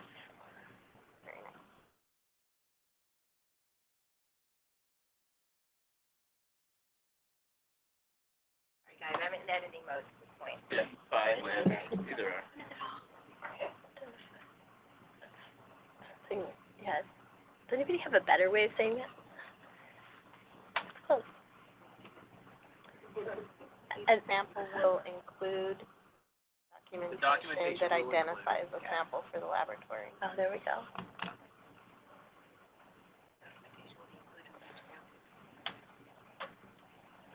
I like that.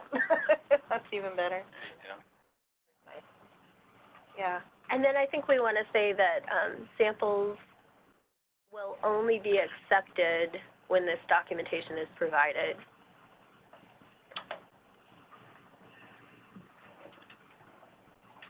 Accepted by the lab.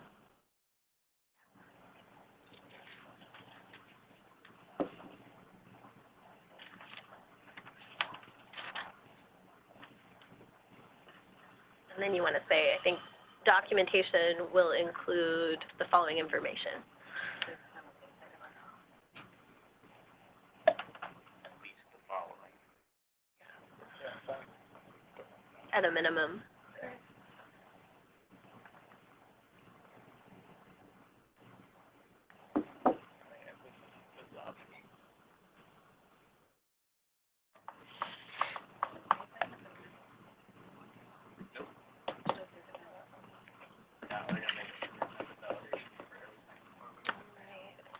Any other edits? You could almost combine that, actually. You could say each sample will only be accepted by the lab if it includes at a minimum the following information, or documentation at a minimum with the following information.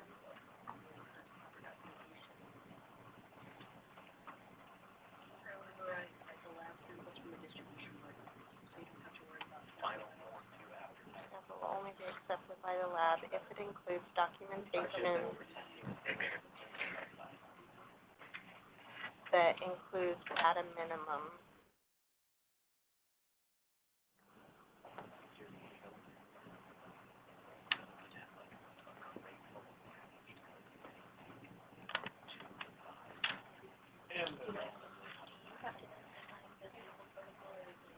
That identifies the sample for those.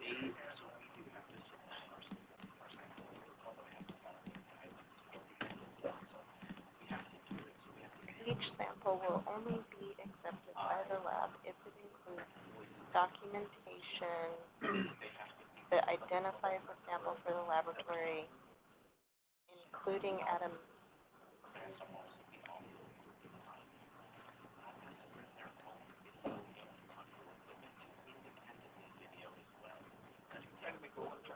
I know. I know. Having a bunch of separate sentences, okay, but knowing no grammar.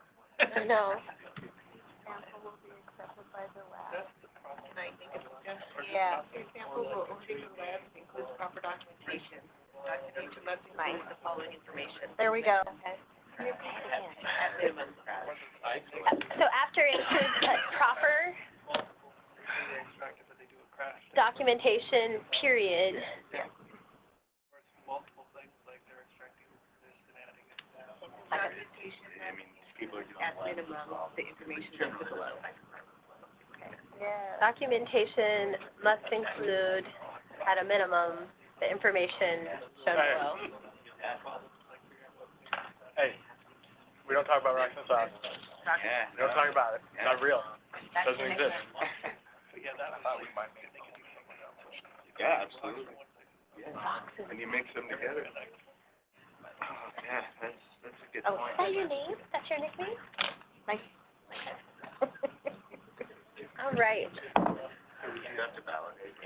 Would anyone like to propose this motion, or is there any other discussion that needs to happen?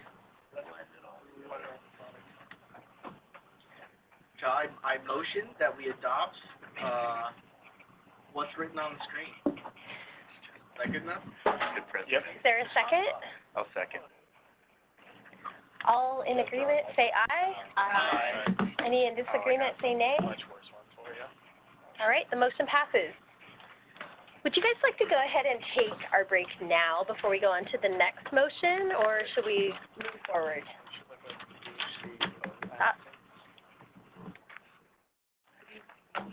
You notice folks are getting a little squirmy. Let's do it now. Let's go ahead and take a 15-minute break. We'll come back at 11:05.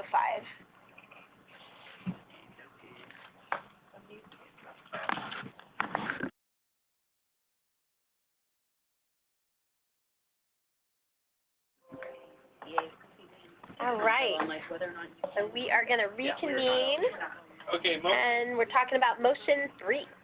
motion 3 is, we would like scheduled commodity updates. The client should update the commodity list at least every 2 years.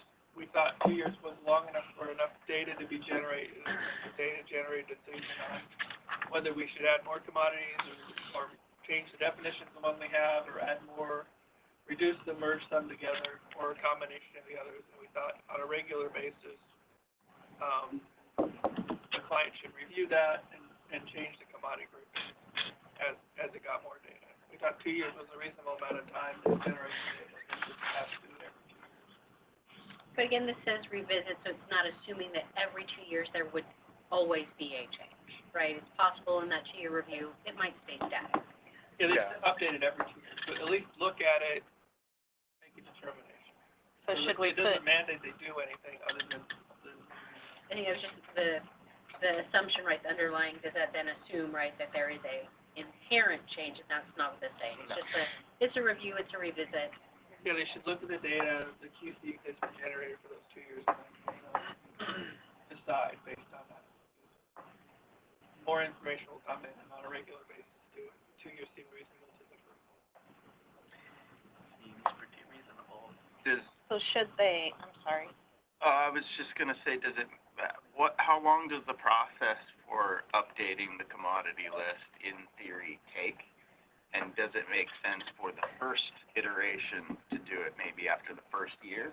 The concern is that what we wanted to have happen was enough data be generated by the QC samples to make a more database decision. So we've been running ethanol for 2 years, and maybe it shouldn't, you're right, it shouldn't be in group 3, it should be in group 4, or it should be in group 1, to let enough time pass where you have enough information for the client to have. Well, and it also says at least every 2 years, so if we acquired data ahead of time and make a compelling case. Mm-hmm. There was somebody in the group that suggested the 1 year, and it was like, well, we weren't sure whether we have enough data, so we might as well just say 2 years and then everything stuff.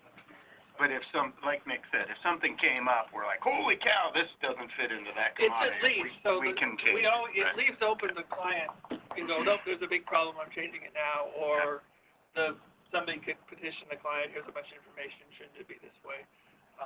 And it was recognizing there's only 5 labs currently. But we wanted to have, the the idea was that after 2 years, you're going to have a reasonable amount of information to make an informed decision. That makes sense. Well, I motion that the client shall update the commodity list at least every 2 years. Is there a second?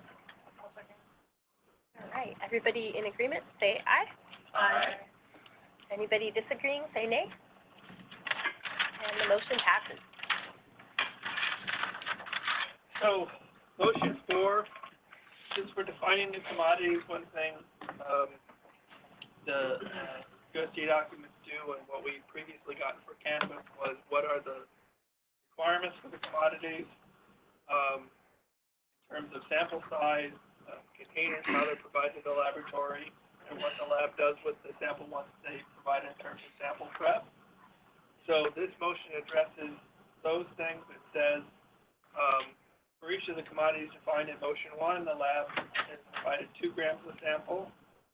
There was concern about how much sample should be provided, the cost of the sample versus how much you need to run the test, and concerns about sampling efficiency. So the consensus was that 2 grams was an appropriate amount. The sample, how it was delivered to the lab was quite a large concern. Some labs are getting them in syringes, some labs are getting them in random odd-shaped containers, that made it more difficult to actually get the 2 grams out of the sample, or get the sample out of the container and test it, and cause more sample prep for the laboratories, and sort of obtaining a portion from the, we wanted to homogenize it, but if the sample you get is in a container that you can't extract the sample from, then you really can't homogenize the whole sample if that's supposed to be the representative sample. So we wanted the sample to come in glass jars or polyethylene centrifuge tubes.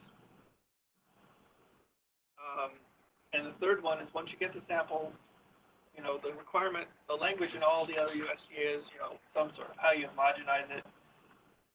We didn't have a specific procedure like you might have for carrots or tomatoes, but we just said you have to homogenize the sample you receive. And the lab would have to figure out an appropriate procedure for each type of sample they get.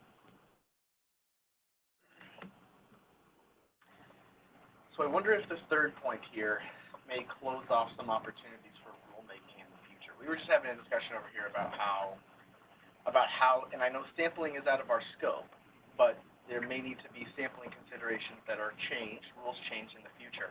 So for example, the way they do it in California, the compliance sample is taken from packaged product. So it's done at the distributor's location by a representative of the lab under camera, and what we're sampling is packaged product, where our certain, depending on the number of units in the lot, we'll take a certain number of randomly selected packages.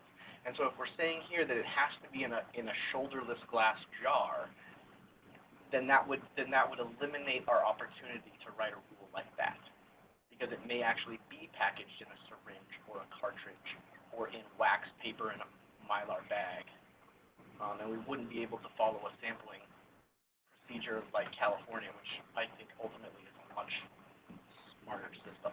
So we were told early on that we weren't going to do sampling, and so we did not do any sampling. We didn't even Right, so it's out of scope.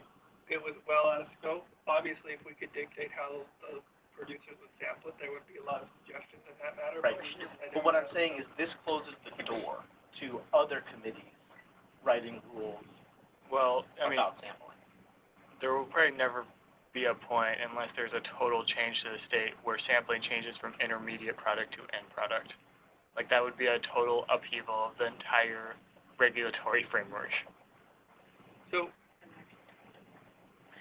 for example, like heavy metals will leach from the solder of the cartridge. So in the future, you may consider that we want to sample the cartridges, not the oil, because the heavy metal comes from the cartridge.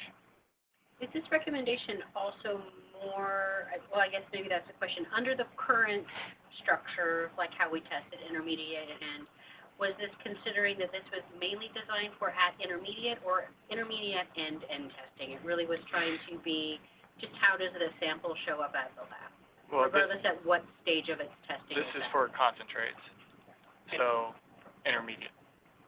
For each of the commodities, for each of the commodities described in motion 1. Yeah. So it's for the commodities in 1. The flour already had its rule, it's 4 grams sample. The concern of why we wanted it in specific containers is several labs described getting samples that were either challenging or sometimes unsuccessful in getting all of the sample out of the container they had and time consuming. So a sample would get more for it. Okay, but if you're unable to get all of it out, then you don't have if this is supposedly the representative sample and you're supposed to homogenize it, then you need to extract everything they give you and then homogenize it. If you can't extract everything they give you from the bag or the syringe or the plastic bag or whatever they gave it into, so you get 80% or 90% out of the bag, and then you homogenize the 80% you got out or the 90% you got out, you may not be getting a representative sample of the quote sample that you received.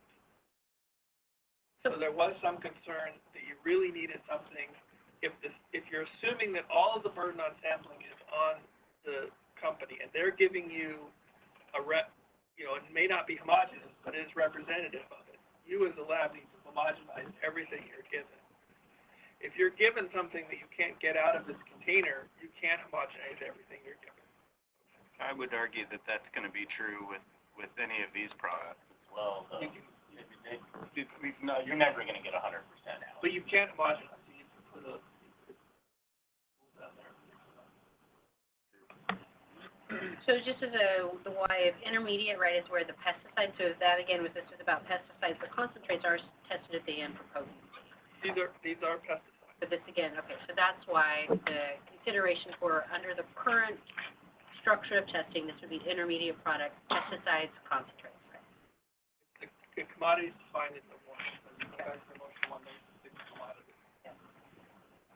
That was what the lab suggested. The lab sort of knew that they were asking for something when they did that. That's what they wanted. So, but that's the committee that you generated with the committee of lab staff. We got a lab focus recommendation. So to be clear, we're going to have a separate 2-gram minimum sample in a shoulderless glass jar or 15 or 50 mil centrifuge tube for pesticides only. And that will be aside from any other testing that we would do for that sample. We did not consider other testing. Yeah, We don't know. But that's what I'm saying, is that since we're setting a sample requirement for pesticide testing and concentrates, we're going to require a 2-gram sample in this container for just the pesticide sample. We didn't say anything about what we're doing for other testing. So this is what you needed to do for pesticide. And we just clarified that in the motion, for each of the commodities defined in motion 1, and pursuant to pesticide testing. Yeah. So we're still going to have... When we talk about heavy metals, we may want to leave the door open to testing the cartridge. Even if you can't pull all the oil out of the cartridge, that is where you will find the heavy metals. Yeah, they're That's the bottom. representative of what the consumer is buying, much more so than what people are sending in that is untouched. Just to wonder on that 2 versus 4 grams, right? So 4 gram, right, this is really smaller sample than is currently required in other testing, right? Only don't pesticide. That's my point. We'll still have sample requirements for residual solvents, for cannabinoids and all that stuff outside of the 2 grams. Yeah, This doesn't touch it. These were all fairly concentrated samples of people. Generally, we're taking smaller test portions of them. Okay. Was the thought that a lot of the liquid gel samples we're using smaller tests or subsamples of them anyway. So, and you know, there was also concerns of just getting the 2 grams. That some of these products, getting 2 grams of rosin or 2 grams will keep people and fight you for it. Yeah. Well, if you want to test it, I mean, that's how much it takes. I mean, I have this conversation on a weekly basis with clients. You know, like, I realize it might seem like a lot, but if you're going to sell your whole lot for, you know, hundreds of thousands of dollars, I don't think it's too much to ask to 2 grams to test. 2 grams is a lot if you made 5 grams, but 2 grams is not a lot if you made 2,000 grams. Right. This is an issue. The thing you make every week is a lot allowed to make it every week, which is something that just makes sense for the procedure to say you need to have a minimum weight, and the minimum weight isn't 2 milligrams. It's got to be a significant quantity. So you have to be able to get your sample. And you have to be able to get your sample. And the containers that some of these came in, some people send them in containers that are just not appropriate for the sample. Now, we thought about saying, okay, put it in an appropriate container, put it in, and we just couldn't figure out how to say that. So we went the other way and said, here's the appropriate containers. You have to put it in one of these appropriate containers. Because people were getting these samples in containers that, you know, they some of them, like, they could get it out, but they had to heat it, and then it's heating it, destroying the pesticides in it. Okay, you can get it out of this tube, but you have to heat the tube so it turns into a liquid, but it's heating the tube and it destroys some of your pesticides, or you can get it out of this. So, labs were doing... Bashar is really preferable. So there was some labs that were like, yeah, we could get it out, but could we get it out in a way that would be guaranteeing that we couldn't damage any of the pesticides that we're trying to test? Yeah, sure, you heat it up and it pours out, but you don't want to heat it up because you don't want to heat pesticide testing samples. So I'm sure you guys had the same conversation about the last point there about homogenizing. And the homogenizing, you had to homogenize the sample. Like at the end of the day, like buy a cryomill if you really need to. That's what we have at our laboratory. Maybe that's what you got to do. But you know, yeah, we have a cryomill too. I don't know. The 2-gram sample work. Yes, you can buy this, the things for small. Just a small sample, you're saying?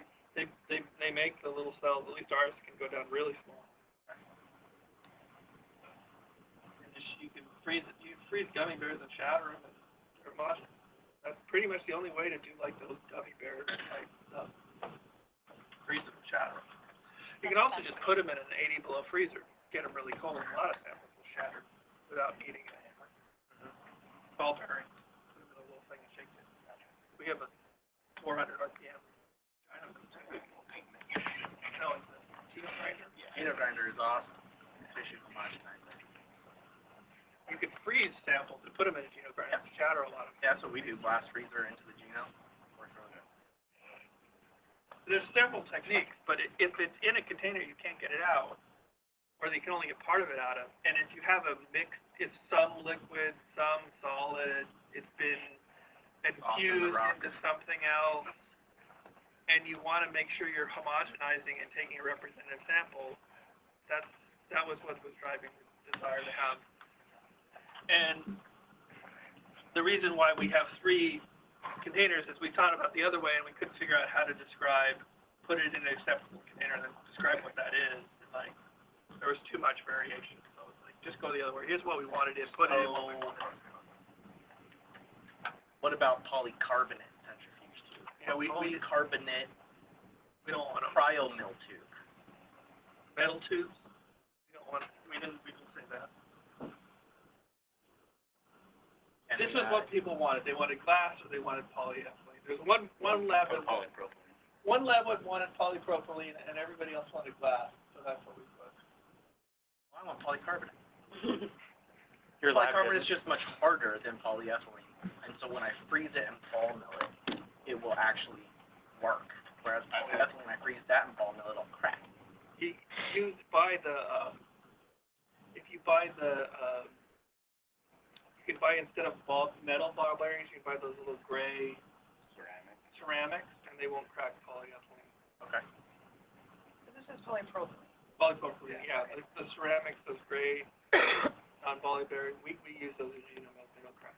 Okay, with polypropylene. All right.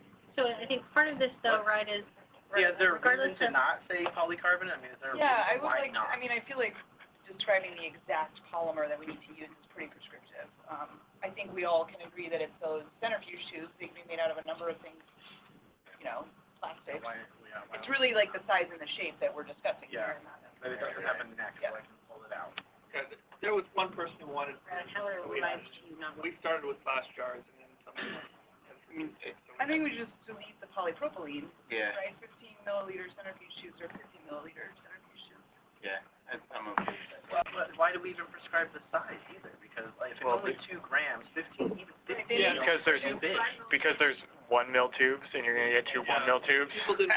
People didn't want multiple. So at least 5 mils then? I feel like the most convenient thing is going to be for the lab to supply to their customers the cryo mill tubes to put the sample in there. That way I don't have to scrape out the goopiness, which I'm never going to recover 100%. Right. Doesn't matter. So if they can just give it to me in my cryo mill tube, then I guarantee I homogenize the whole thing. 15 mils is too big. So if you just said a single centrifuge tube, is that appropriate? Yeah, or you set a minimum higher than 2 milliliters. 5 mil? Liter centrifuge.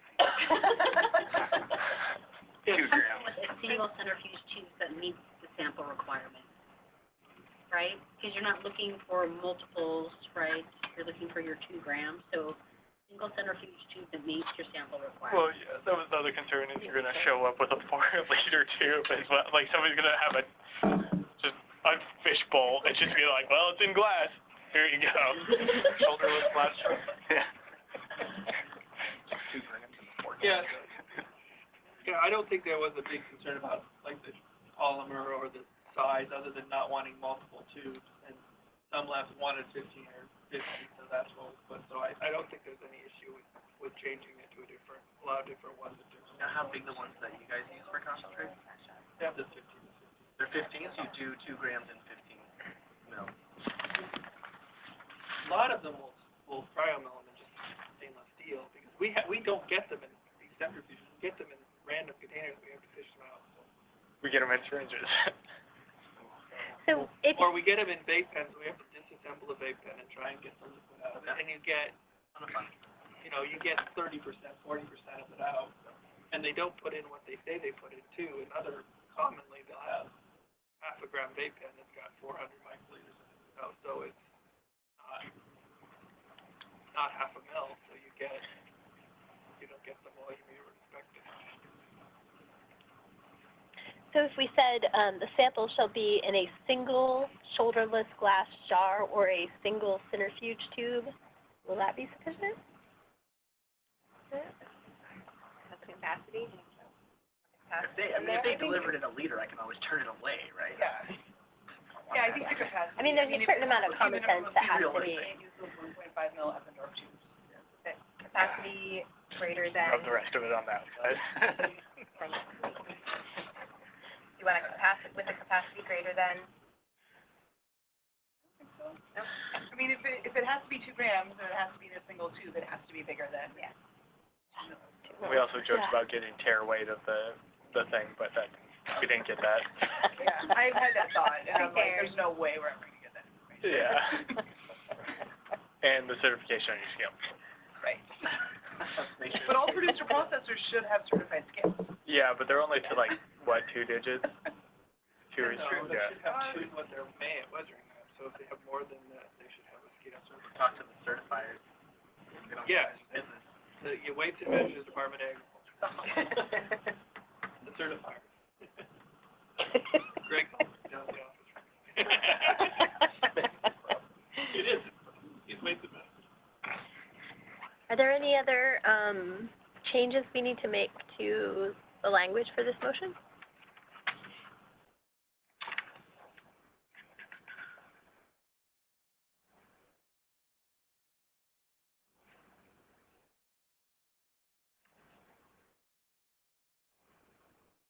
I would make a motion that we adopt motion 4 with the amendments that are on the screen.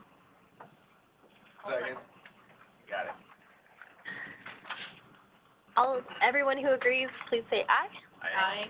Any disagreement, please say nay. All right, the motion passes.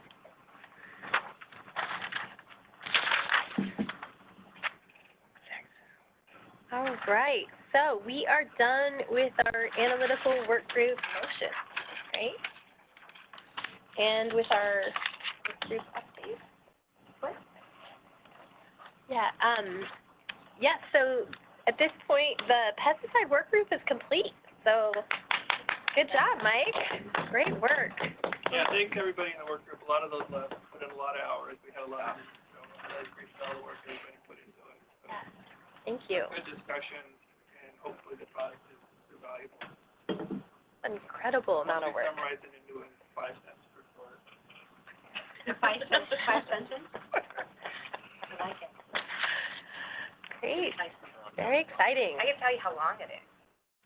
The report? Yeah. 6 cents. Over 300 pages. With appendices. Oh, right. The PDP, wow.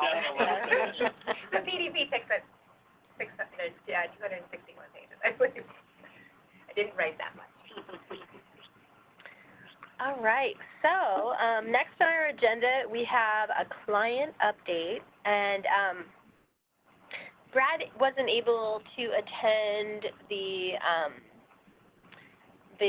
agency meeting that we had yesterday, so I haven't actually touched base with you guys on this, but we were looking for an update on LCB and ag. We're talking together to figure out the client language for the report and what the client is going to look like.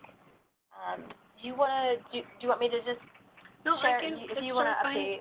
the deputy directors from LCB and Department of Ag have committed they'll have the conversation, but are getting through session first. So there's nothing on the calendar as of yet. But I've seen the email chains, and so it's not a dead conversation, it's just not one that has happened yet. Okay. So we're looking at some combination of LCP, ag. Possibly, right? I think there's a lot of possibles on the who all would be the players. But right now, with the early conversations, with where expertise and authority lies. It seemed like that there needs to be a conversation there, but like Department of Health will have to be involved, right, in the conversation as well, connected to their rule set. And so, the deputy ag and LCB said, yep, we'll chat, and then we're going to have a meeting, right, that would include all three agencies.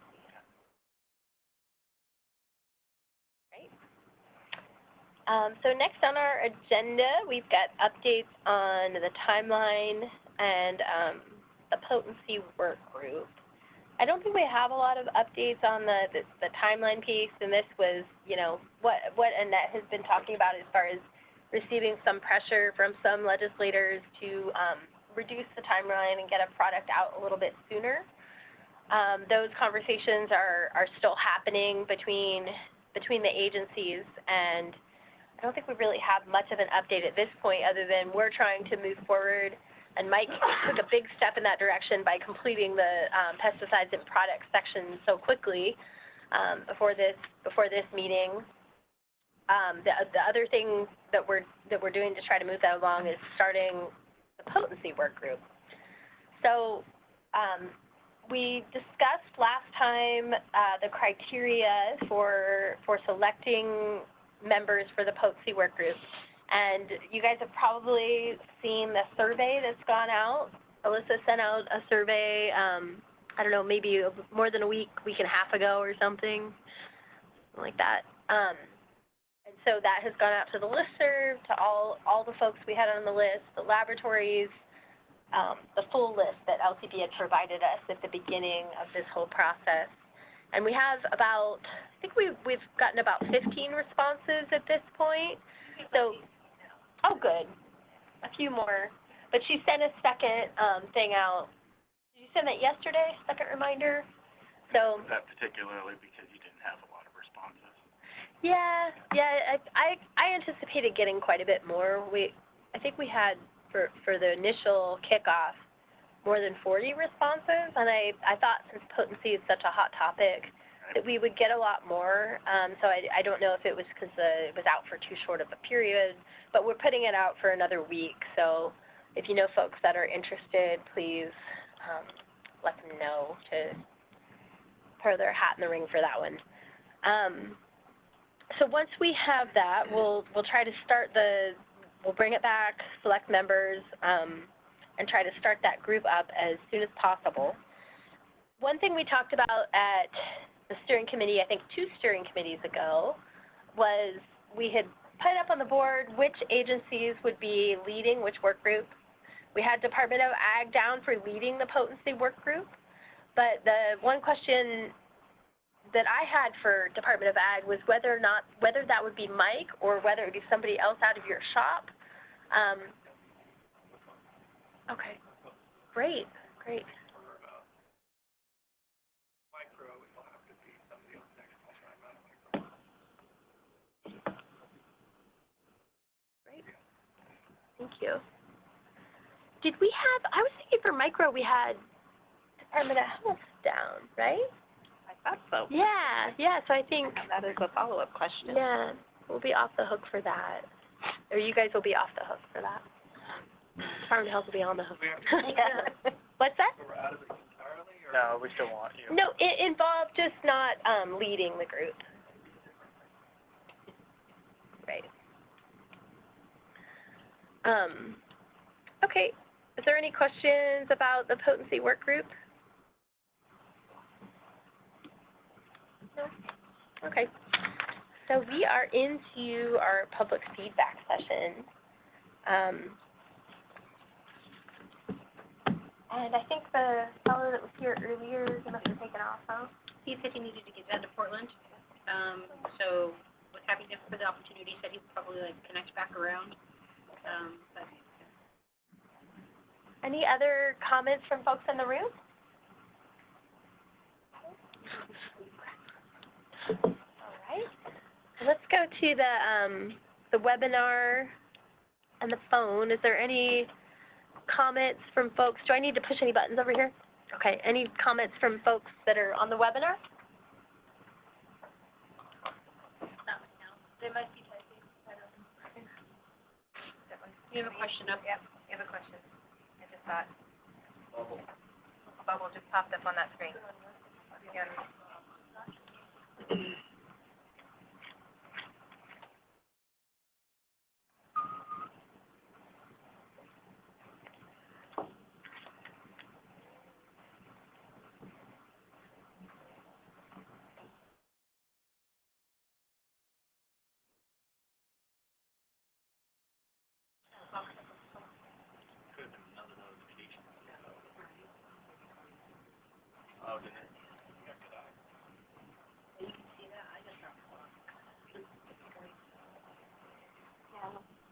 Question.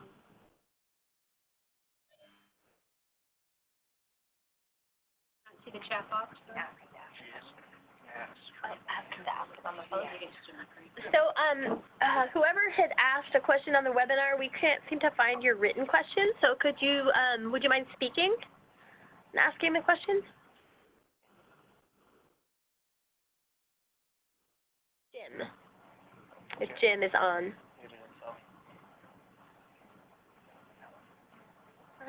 We can't hear you. I'm not sure if you're speaking, but we can't hear you. Okay, I We typed can a hear you now. chat comment. Okay, go ahead, Jim. We can hear you now. Okay, I put my on the chat. It was actually an observation. Jim McCray. I'm using chat to put stuff down. Regarding your sample sizes, I noticed that you just set a minimum sample size for the concentrate types. I'd also recommend that you consider setting a maximum sample size. And I say that because in the old days, when the traceability system allowed us to look at that stuff, there were instances where certain wholesaler lab relationships seemed to be emerging, where the samples being submitted were extremely big. And I couldn't see any valid scientific reason for that. And I suspect it was a way of basically paying in kind for results. Thank you for that comment.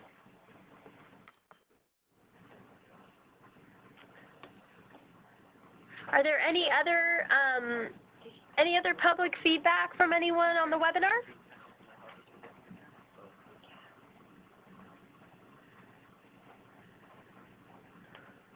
Nothing else over there, you guys?